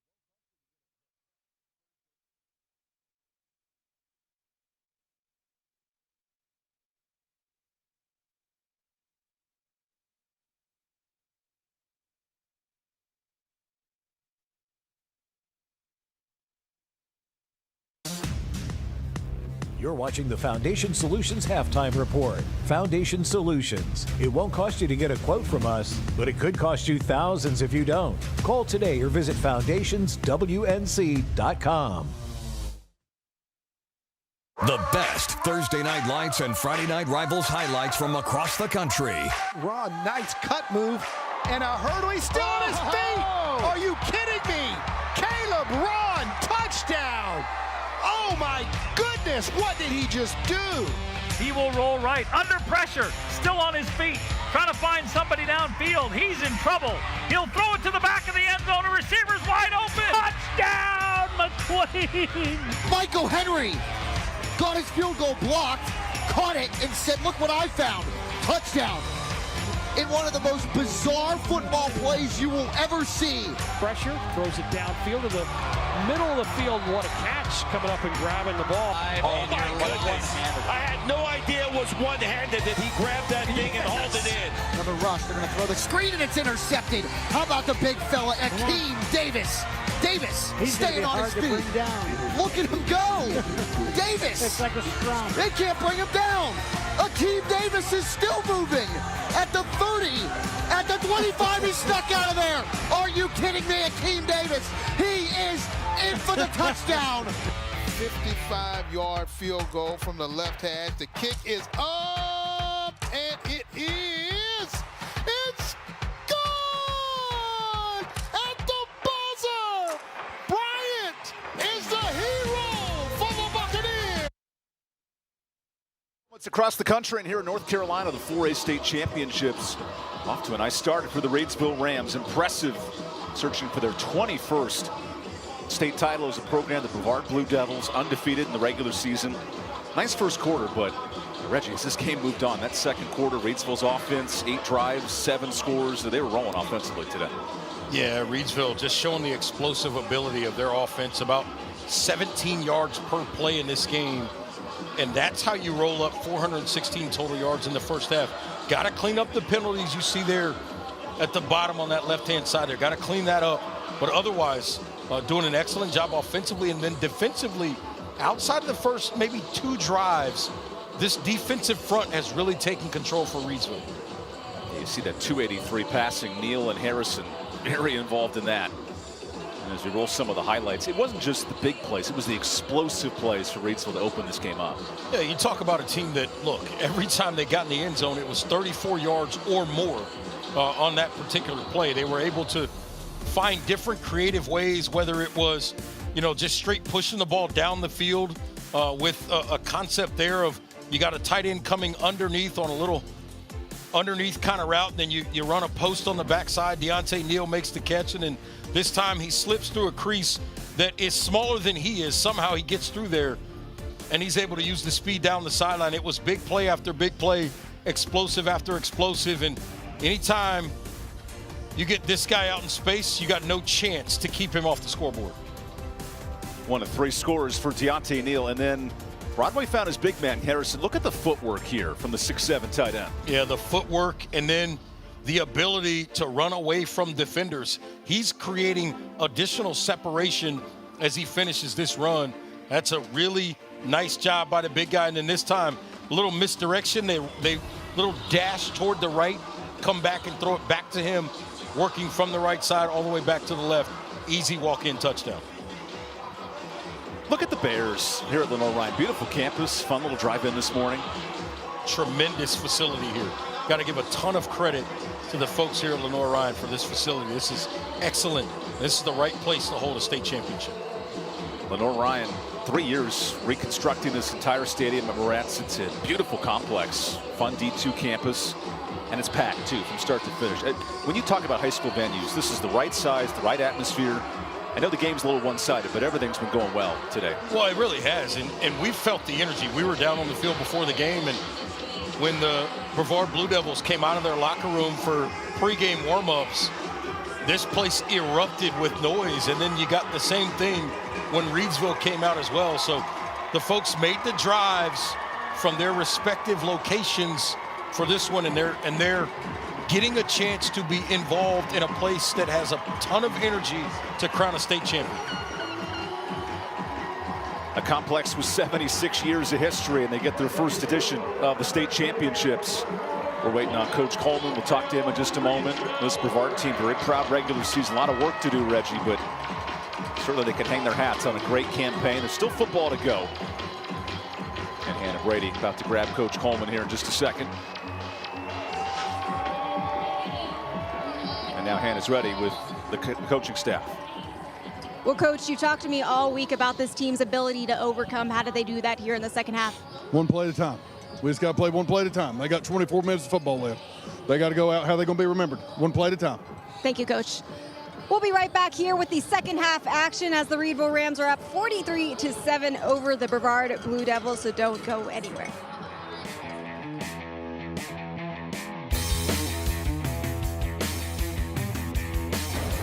Tonight's high-end zone views of the game are compliments of Cook Rentals. Now in 5 locations across North Carolina. Cook Rentals, renting the smart way to get things done.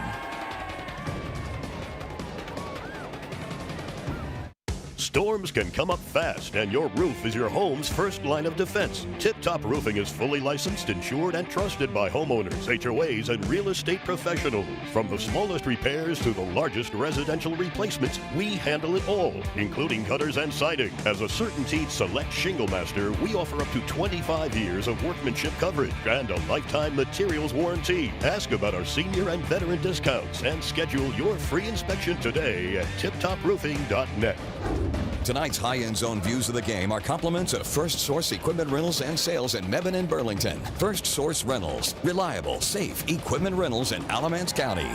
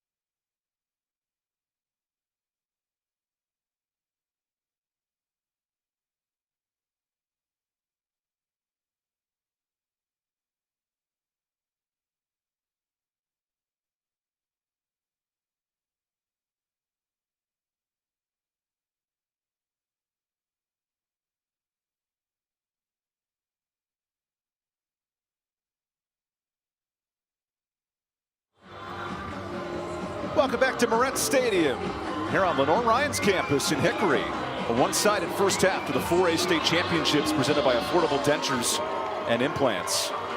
Perfect atmosphere and a lot of football to go. And of course, in this second half, we're handing out a lot of trophies, a lot of awards, including our Affordable Dentures and Implants Player of the Game. Use that 2025 dental benefits to get the smile you deserve. Visit affordabledentures.com for the practice near you. And we want to thank our friends at Cook Rentals for powering our game. Cook Rentals, 5 convenient locations across the state. And oh man, that father connection with his young daughter, having a blast. These Reidsville second-generation alums living it up here in Hickory. You couldn't beat this weather, this opportunity in the 50s. Well, you could ask for it a state title weekend. Even Handa, who's bundled up on the sideline. It's good football weather, especially for us up here in this booth. With Reggie Walker, I'm Evan Budrovich. Yep, we got air conditioning and heating rolling up here at Lenoir-Rhyne. They've treated us well all week. A new venue, and I think it's earned a lot of opportunities to keep hosting football. We'll have Tarboro and Murphy later tonight at 5 o'clock. And there's championships all day long across Durham County Stadium and here at Moretz Stadium. And to your point, this will not be the last time there's state championships at this facility. So Brevard does get the football first, and you just heard from Coach Coleman. One play at a time. It starts with Tristan Thompson-Wynn. Tristan gets a couple of blocks. And good field position out to the 35 here for Brevard. I think if you're Brevard, look, you gotta go back to your original game plan that you had to start this football game, right? You come out, you try to establish a little bit of a running game, and then allow that to open things up to push the ball down the field in the passing game. Time is going to be of the essence, but you still have to try to establish yourself on the ground, because if you come out and think you're just going to throw this thing 35 times in the second half, could set yourself up against this pass rush for some bigger issues. Christian Conley throws on the first play. There's a completion to Aiden Cantrell, his first catch. And they'll give him 4.5 on first down. Deontay Neal in tight coverage over there makes a nice tackle right at the point of the catch, but I like the execution early on for Brevard offensively. Full circle moment for Neal. As a freshman, he set the state record, 12 picks. Think about that as a freshman, right? Stop it. Now, as a senior, he's about to win a second football title. We're going right back to that. 12 interceptions as a freshman. There are people that don't have 12 interceptions, high school, college, and their professional careers combined. Including my partner, Reggie Walker, who was really good on the defensive end as well. Here's some juke in the movement. Right near the sticks here for Thompson. Did not have 12 interceptions in my high school career, I can tell you that much. Now he's 25 in his career, just to tell you the not only the offensive accolades, but the ball hawking nature of Deontay Neal. That guy is unbelievable. He's pretty close to the Tom Brady fist of rings, 2 for basketball, maybe a second in football coming up in the next 30 minutes. For those joining us, it's a running clock situation, 35 points. Now Brevard could change that offensively here. Conley on 3rd down. Good conversion, nice pitch and catch. And then Akai Agipon gets a nice extension into Reidsville territory. Anthony Peel, who we talked about in the pregame, number 6, that linebacker spot, that he had the right read on that, but that throw was such a rocket. He didn't have a chance to get there. Loved the execution that time for Brevard and obviously their quarterback, Christian Conley. Conley, who's filling in for the injured Ben Kessinger, the original starting quarterback, but this staff loves how Conley distributes the rock. He's working here to Thompson Wynn.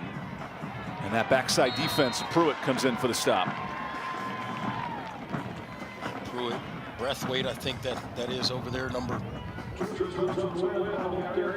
And Henry, Zaylen Hampton on the stop too. Yeah.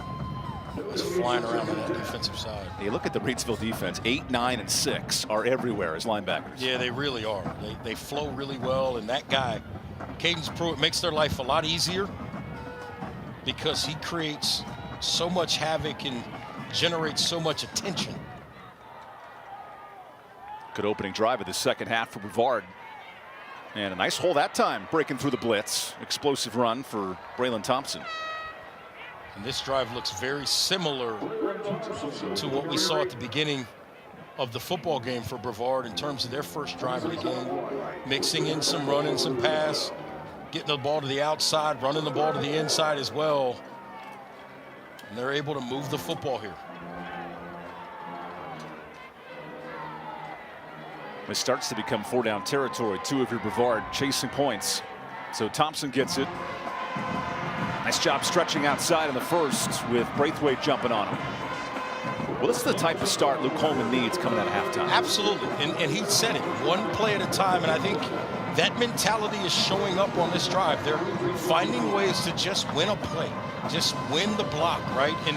And see what you can do there. See if you can build a little momentum. And then again, if you can go get some points, now you look at your defense and say, can you go create a turnover? Because that's what they've been so good at throughout the season. There have been 30-point comebacks before in the state championships. Now, it would take a minute here at Lenoir-Rhyne, but it has happened in its history. What did Brevard dial up? 14-0 regular season. It's being tested here against Reidsville. Conley play action. He's going deep. And what a snag! And then a catch! Touchdown, Brevard! Incredible concentration from Tristan Thompson Wynn. Are you serious?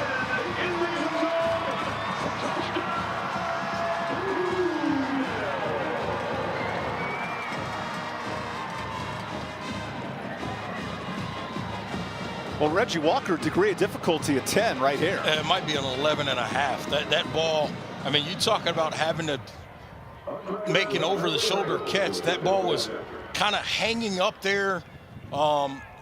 Really difficult catch, and somehow Thompson Wynn found a way to bring that thing in. So now with the touchdown, the running clock is no longer a fact, just for those watching at home. We'll step aside for the timeout. Look at this explosive play. Tristan Thompson Wynn says don't fall asleep on Brevard just yet.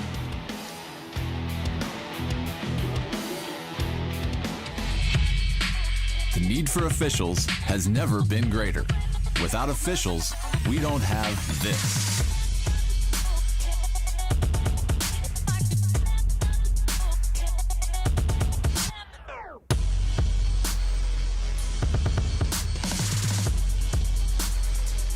Make the right call. Become an NCHSAA official. Visit NCHSAA.org for more details.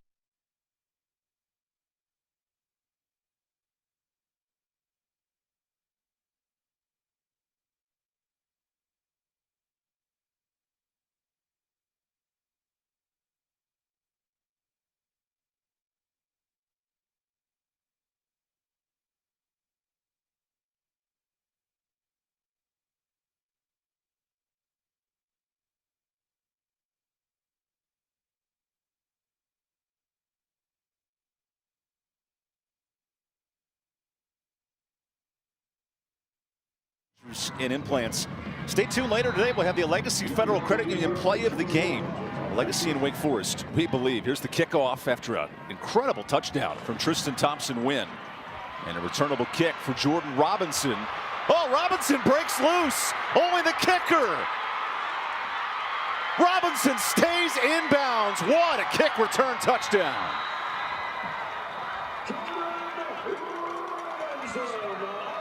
That's the 6th different player to score for Reidsville today. The Rams, they traveled in huge packs here to Hickory.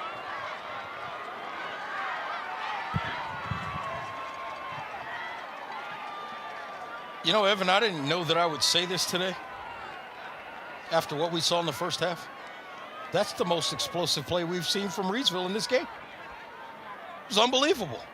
There you go, 90-yard kickoff return after all the big touchdowns today. Wow. Man, Jordan Robinson and the special teams for Reidsville get involved. That's backbreaking if you're Brevard. Do all that work to score, and then in about 7 seconds, it disappears. Talking about taking the air out of a football team after they got a big explosive. We'll just run the kickback. That extra point's good, so a 50 spot for Reidsville here in the second half.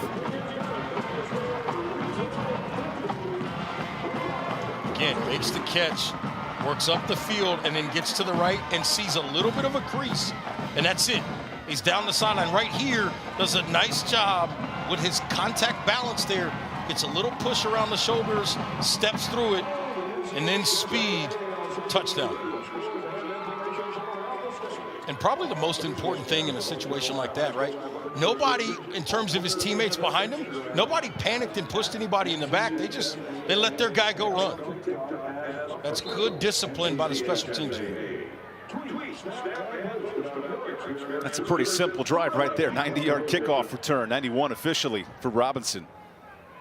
The only negative thing about it is it puts this Reidsville defense right back on the field. And if you're Eric Teague, you noted, hey, there's a lot of football left, but even the way this third quarter started, 50 may not be enough in this state title game. There's a lot of offense today. Oh, by the way, Jordan Robinson, if he's on the field at corner, I'm testing him with a deep ball immediately. We're going to find out if his wind is still there after that long kickoff return.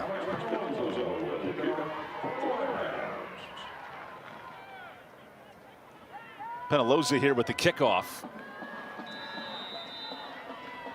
This has been one area where Brevard's had success. Good starting field position.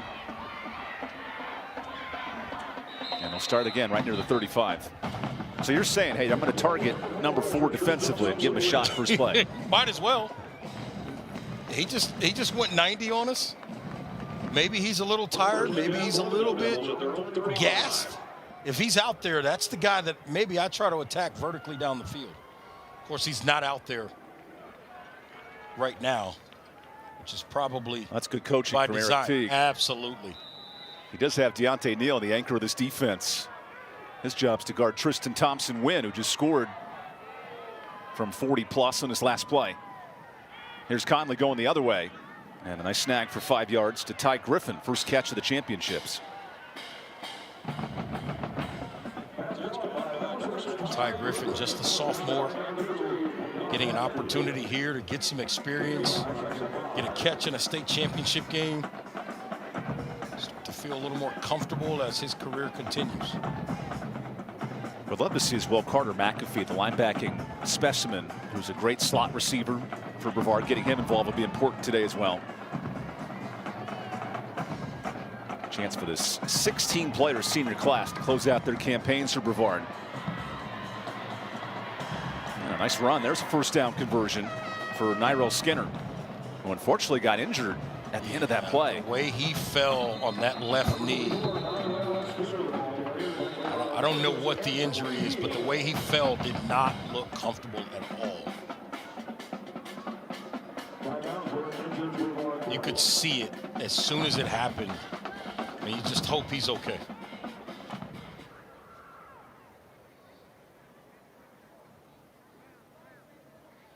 An unfortunate situation there for Nyrell Skinner, the senior running back.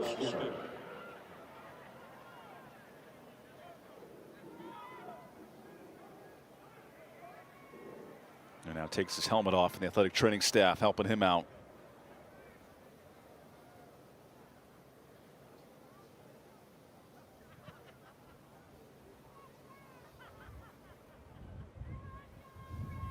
We're going to take a timeout and then check on Nyrell Skinner when we come back. These state championships of the 4A level presented by Affordable Dentures and Implants. Belief isn't just a feeling, it's a force. A force that turns underdogs into champions, struggle into strength, and concepts into companies. A Legacy and Wake Forest University are proud to partner because we share a truth that belief in people yields the highest returns. Together, we're investing in every dream, every goal, every tomorrow. This is our home. Let's believe.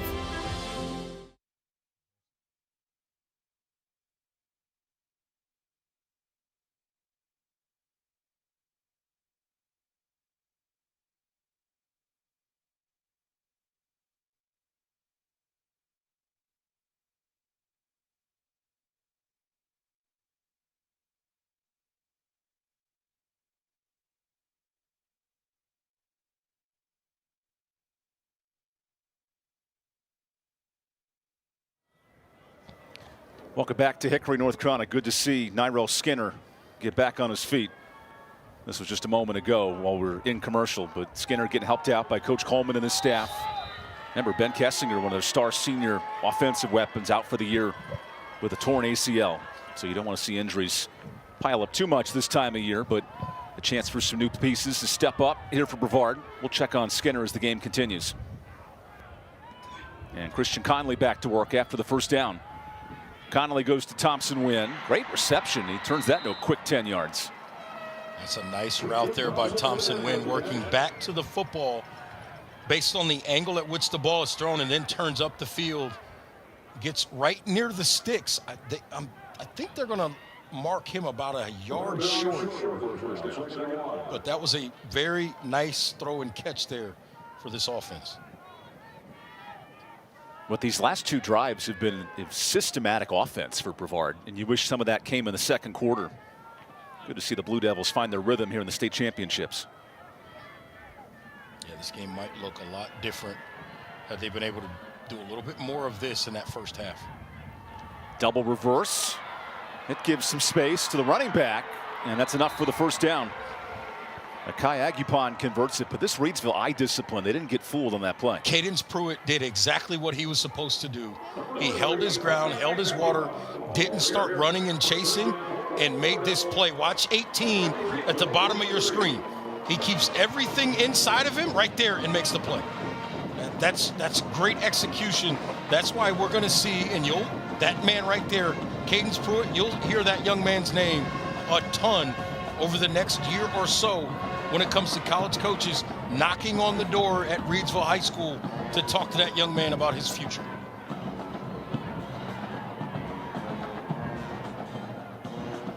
Conley now into Reidsville territory. He pump fakes, takes the deep shot for Tristan Wynn. Nice recovery. And he's in the red zone, staying alive near the 15. Tatum and Atkinson first down, and here's Tristan Thompson Wynn taking over. Getting some opportunities to get down the field, a little pump, a little slant and go situation, and they've got him in a one-on-one situation down the field. He's able to go up and adjust to the football, probably the most important thing there, and make the catch and get his team now inside the 15-yard line. Can they go get another score and start to, again, play better on offense in this second half? And to your point, put some game pressure on Reidsville as they enter the Air Experts red zone. Air Experts, schedule your tune-up today at airexperts.com. Back-to-back quality drives here for Brevard. Conley faces a blitz. Conley gets it off and was hit. A late flag comes in the end zone. First of all, good on Conley to just get up. He got absolutely drilled. And then on that back end, I think this might be more of a hold than anything. When Thompson Wynn went to that break to the inside, I thought I saw them get a little bit of that jersey. And that's going to be likely what the penalty is here. I think it's a hold more than a pass interference.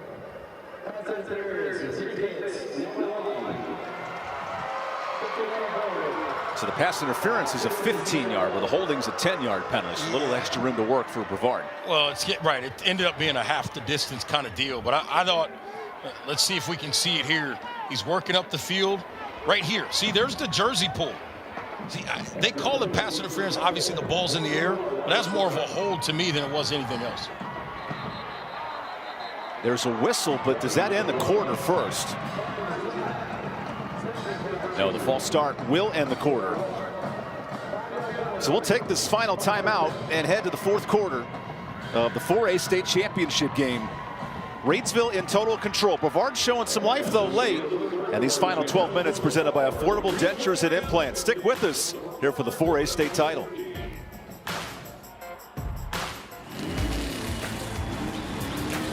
Robert, go for more. Hurt in a car wreck? Don't go up against the insurance company alone. Let the heavy hitters do it for you. Call 800-LAW-0804 and we'll go after all the money they should be paying you. Stay out of the courtroom and get into the end zone. Call the heavy hitters, who are attorneys Tatum and Atkinson. Call the heavy hitters, they'll work to get you more. 1-800-LAW-0804. Have you been quoted for trench drain system to fix water intrusion? Before you compromise your foundation, talk to Foundation Solutions. We provide a more efficient, more cost-effective way to keep your basement dry. With 30 years of experience in Western North Carolina, we bring guaranteed work, financing options, and real peace of mind. Visit foundationswnc.com or call 828-768-2208.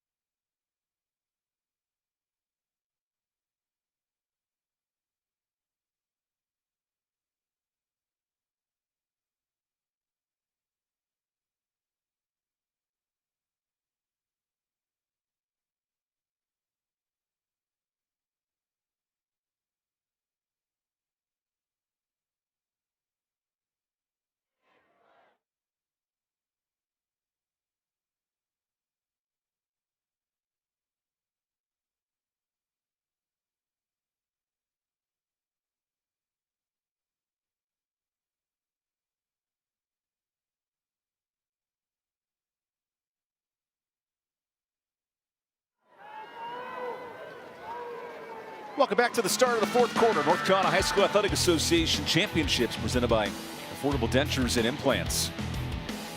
All Reidsville so far through 3, and we start the fourth. A lot of records and crowning moments to talk about in the next 12 minutes. Now we have a stoppage in play.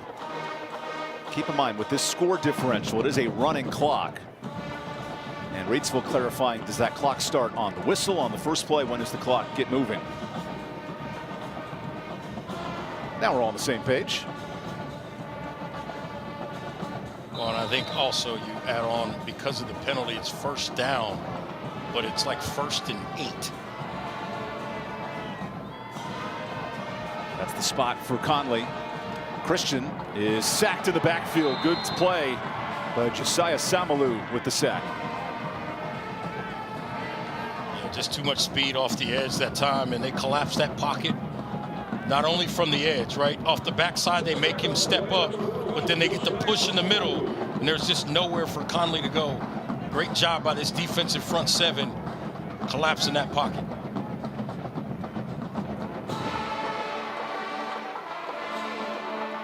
This Reidsville program, an early loss to Reagan, 35-0. Since then have dominated opponents in the state playoffs. And they're putting the button on what could be a 21st state championship in the next 12 minutes. And that Reagan football team, that was a good group this season. As you see, Kendra Harrison knock that pass away. They call it, this is an incomplete pass. Yeah, there was some confusion from the defense. Yeah, it's just an incomplete pass. The 6'7" Harrison, who tipped the ball for a pick earlier. And Coach Teague noted, yes, he's a tight end at the next level, but his effort and energy defensively has shifted this club down the stretch. That guy can be whatever he wants to be at whatever level. He's got the perfect frame. He knows he's on camera. He's sporting the big O for Oregon. Absolutely. He's got the frame to be an edge type of player. There's no camera he doesn't like. But if you think about him and then you look at Oregon football right now, Mr. Sadiq that plays tight end there, Kendra Harrison is almost a clone of that young man. There's Conley out of the pocket. He's going end zone. Neal, the interception. He's ruled down in the end zone. Deontay Neal, one of the best to do it in high school history here in North Carolina, with another pick. And he's not happy. He was going to try to run this thing back, and they blew it dead in the end zone. He's not happy with the officials. Add on to the 3-touchdown day for Neal with his first pick. 26 in Neal's career. Yeah, I think he was looking for his 4th touchdown off the pick. This is a really nice job by Neal. He's covering from the other side. He comes across the backside of the formation, gets one hand in there and pulls that one in. And then look at him, turns around to the official. He's like, what are you talking about? I get to return this if I want. Great job. He comes off because there's no work, as they say, right? If there's no work, you go find the football. Yeah, Neal stays in bounds, and the official ruling, since he was touched in the end zone, the play's ruled dead, which to me is not the interpretation of that rule. Yeah, the Reidsville fans are not happy about that either. They wanted to see him try to get out of that end zone and try to be electric and see if he can cap his career with maybe a 100-plus yard interception return. There's already been a special teams touchdown for Reidsville in this second half. That was right when Brevard showed a little bit of hope, but then Reidsville putting this game away. Braxton Johnson now in at quarterback. And Michael Smith with the carry. Keep in mind, Johnson carried the load the first 7 weeks as the starter.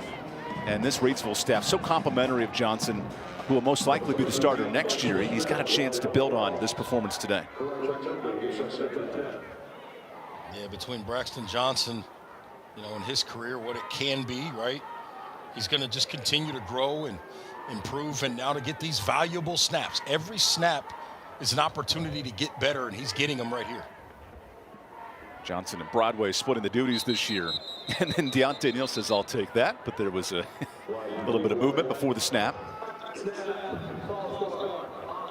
you what, if they don't blow that dead, he probably scores there. It'd be interesting to watch the foot race between he and Conley on that backside. That would have been interesting to watch.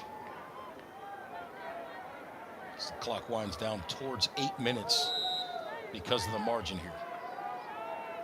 And after every play, you see this Reidsville program starting to point to that ring finger. They can taste the 21st title. Here's Neal, the same exact play. Now Deontay goes backwards. He's still going. Uh-oh, near the end zone. Neal gets a block. Able to juke 2 more. Neal spins out of 1, and the longest gain of 1 you'll ever see.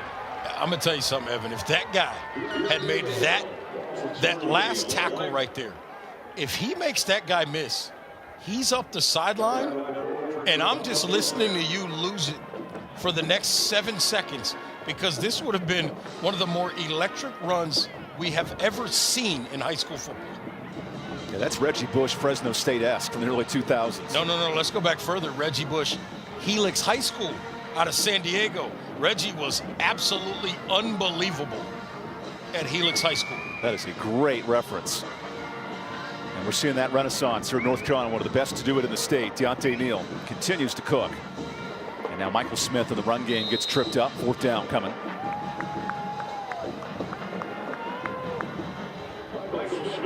I've seen some guys do some things in high school games. Another one, Ricky Manning Jr. out of Edison High School in Fresno was unbelievable from that side of the country. You think about a guy in Daniel Davis. Folks at the University of North Carolina would remember that name out of Brook Point High School in Virginia. I mean, we've seen some guys do some things. Austin Scott from Penn State. Parkland High School up in Allentown area was unbelievable. And that fair catch will give Brevard great field position. We'll take our final timeout of the state championship, 6 minutes away from crowning a 4A champion. We'll be right back here from Hickory, North Carolina. The 4A state title presented by Affordable Dentures and Implants comes right back after this. can come up fast, and your roof is your home's first line of defense. Tip Top Roofing is fully licensed, insured, and trusted by homeowners, HOAs, and real estate professionals. From the smallest repairs to the largest residential replacements, we handle it all, including gutters and siding. As a CertainTeed Select Shingle Master, we offer up to 25 years of workmanship coverage and a lifetime materials warranty. Ask about our senior and veteran discounts and schedule your free inspection today at tiptoproofing.net.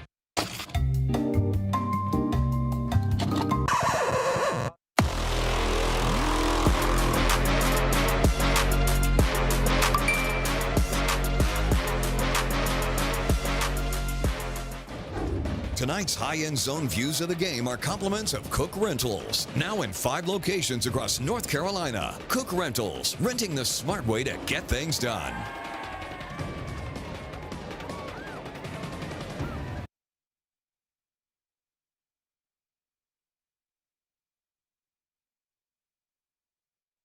Welcome back to Hickory, North Carolina. Kendra Harrison in this Reidsville program. Totally in dominant control of the 4A state title. You see Harrison, should I stay or should I go? You know, at blackjack, they say to hold on 20. Reidsville's trying to hit 21 and break the state record for championships. Tristan Thompson-Wynn with a first down. Those two players, between Thompson-Wynn and Neal, have been dynamic all season. We're seeing the best of them in this state championship. You did have to make a reference to blackjack. Talking to the guy who just came back from Vegas. I did not wager on anything. Didn't partake. But I just came back from there, and I saw a lot of people partaking, as it were. Yeah, it's a full-out celebration here in Hickory for that Reidsville crowd on the opposite side. Another catch for Tristan. He's having a great second half. Thompson-Wynn staying in bounds and earning a first down there. And this is what Coleman said. His guys are going to continue to fight until the game is over. They are doing just that. As you see again, throw it out there to the flat on the right-hand side and move those chains.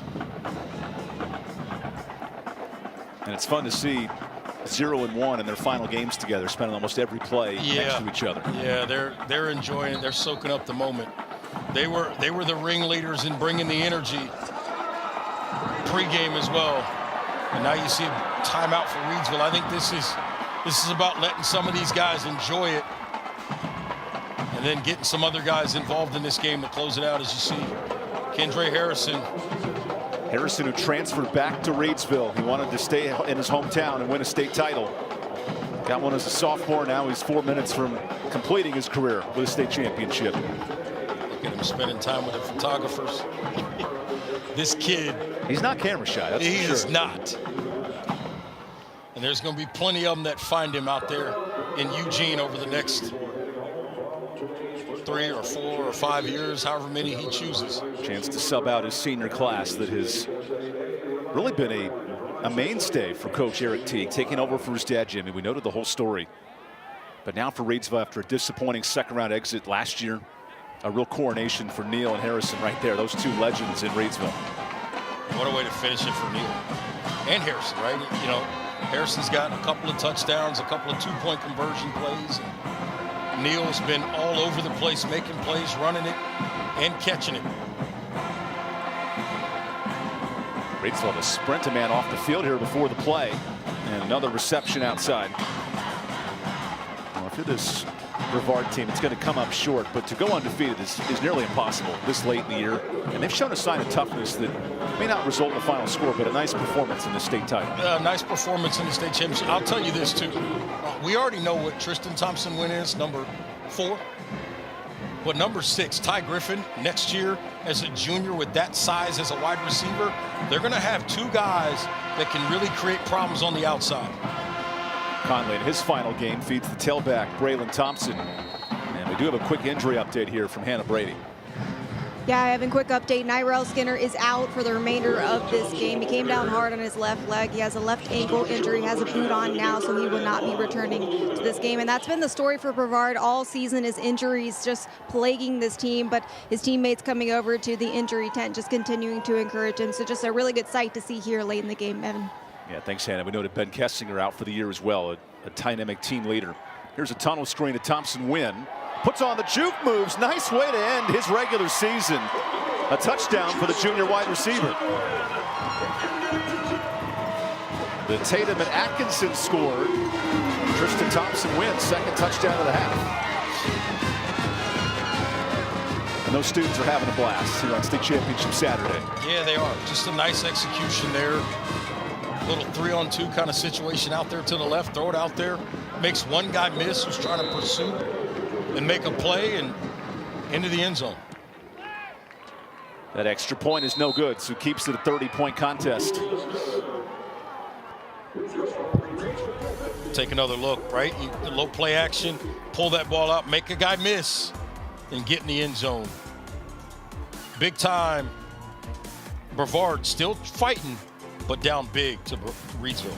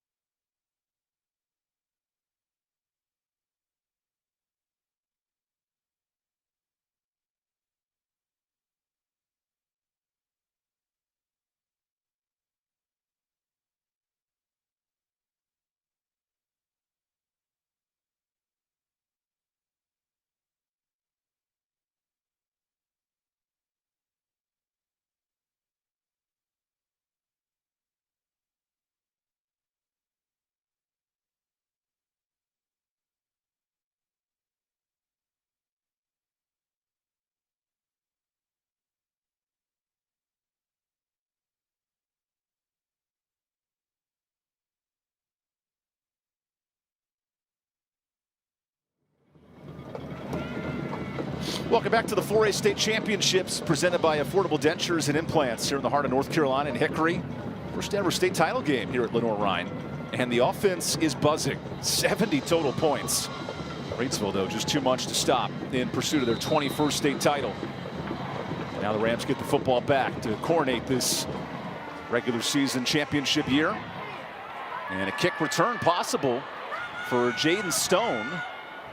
Stone gets tackled hard. Good stop by Braylon Thompson.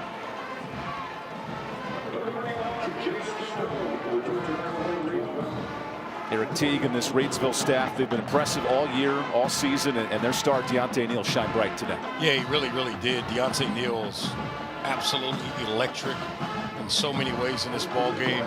Running the football, catching the football, defensively with a pick. That guy has been absolutely spectacular in his last high school football game. And there's Coach Teague on the verge of his second title as the head coach. A couple of second stringers now in to open up this fourth quarter. But a whistle before the play. I don't think that's going to bother Coach Teague too much, because that clock is continuing to run, and that's all he's focused on right now.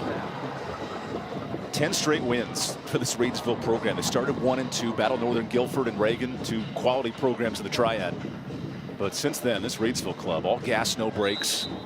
Keep in mind, region final, they had to have a game-winning field goal in the last minute just to make it to this title. But no questions, who's the best team at the 4A level this year? It's a couple yards here for Reidsville on first down. Coronation for Deontay Neal, Kendra Harrison, and this senior class that's now on the verge of 2 titles in 4 years.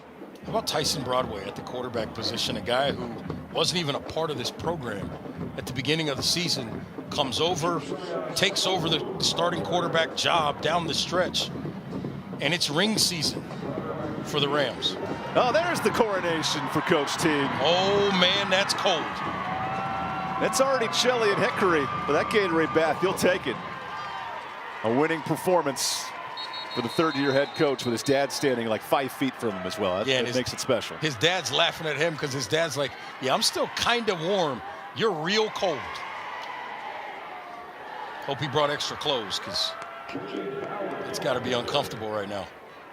Jimmy and Eric Teague now 10 state titles combined for those two. And we'll tick off the final seconds here in Hickory. Brevard put up a good fight all year long, 14-0 until this title game. But there was no stopping the locomotive. It's the football capital of North Carolina. The Reidsville Rams crown them for the 21st time. Deontay Neal, Kendra Harrison, that program loaded with stars, adds a championship. Reidsville, your 4A state champs.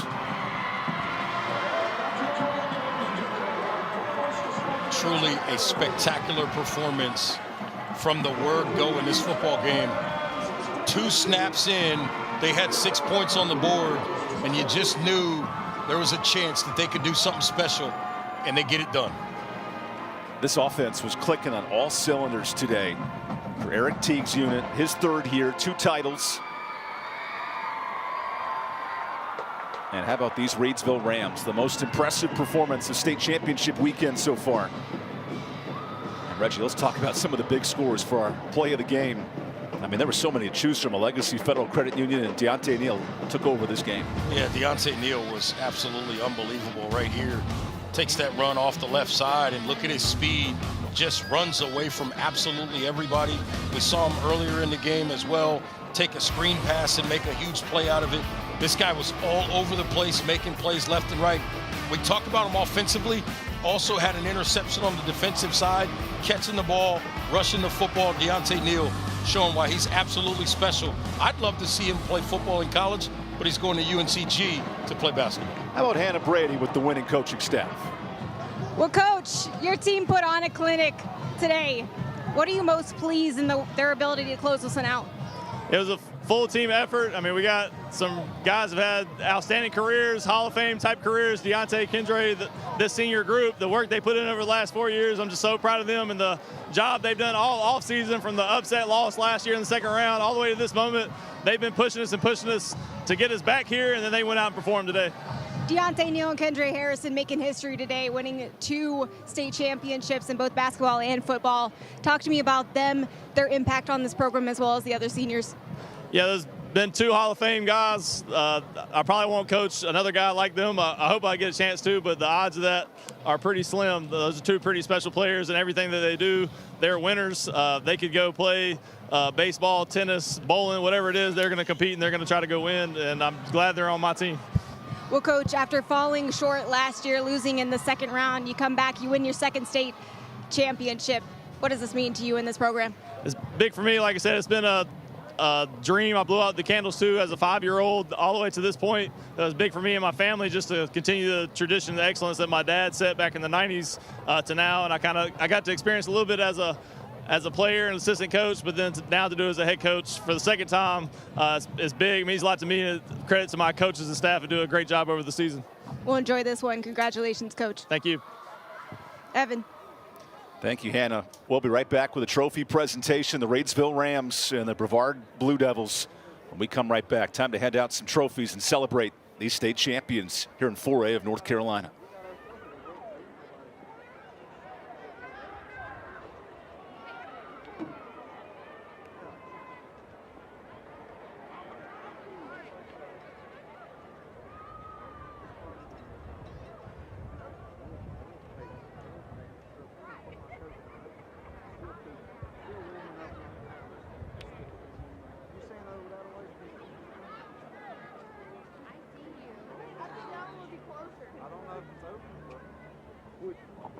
I think that one over there would be closer.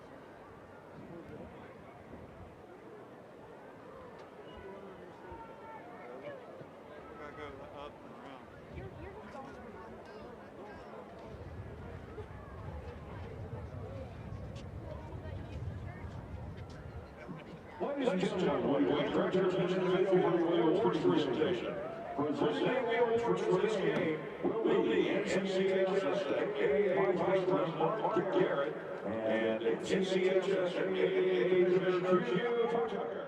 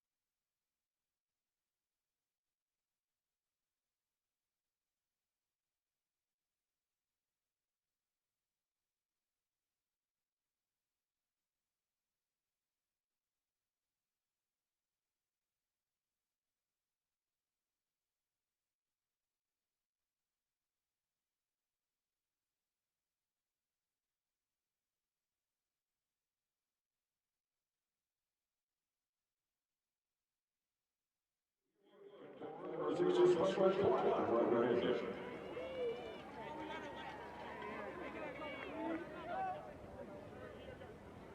And now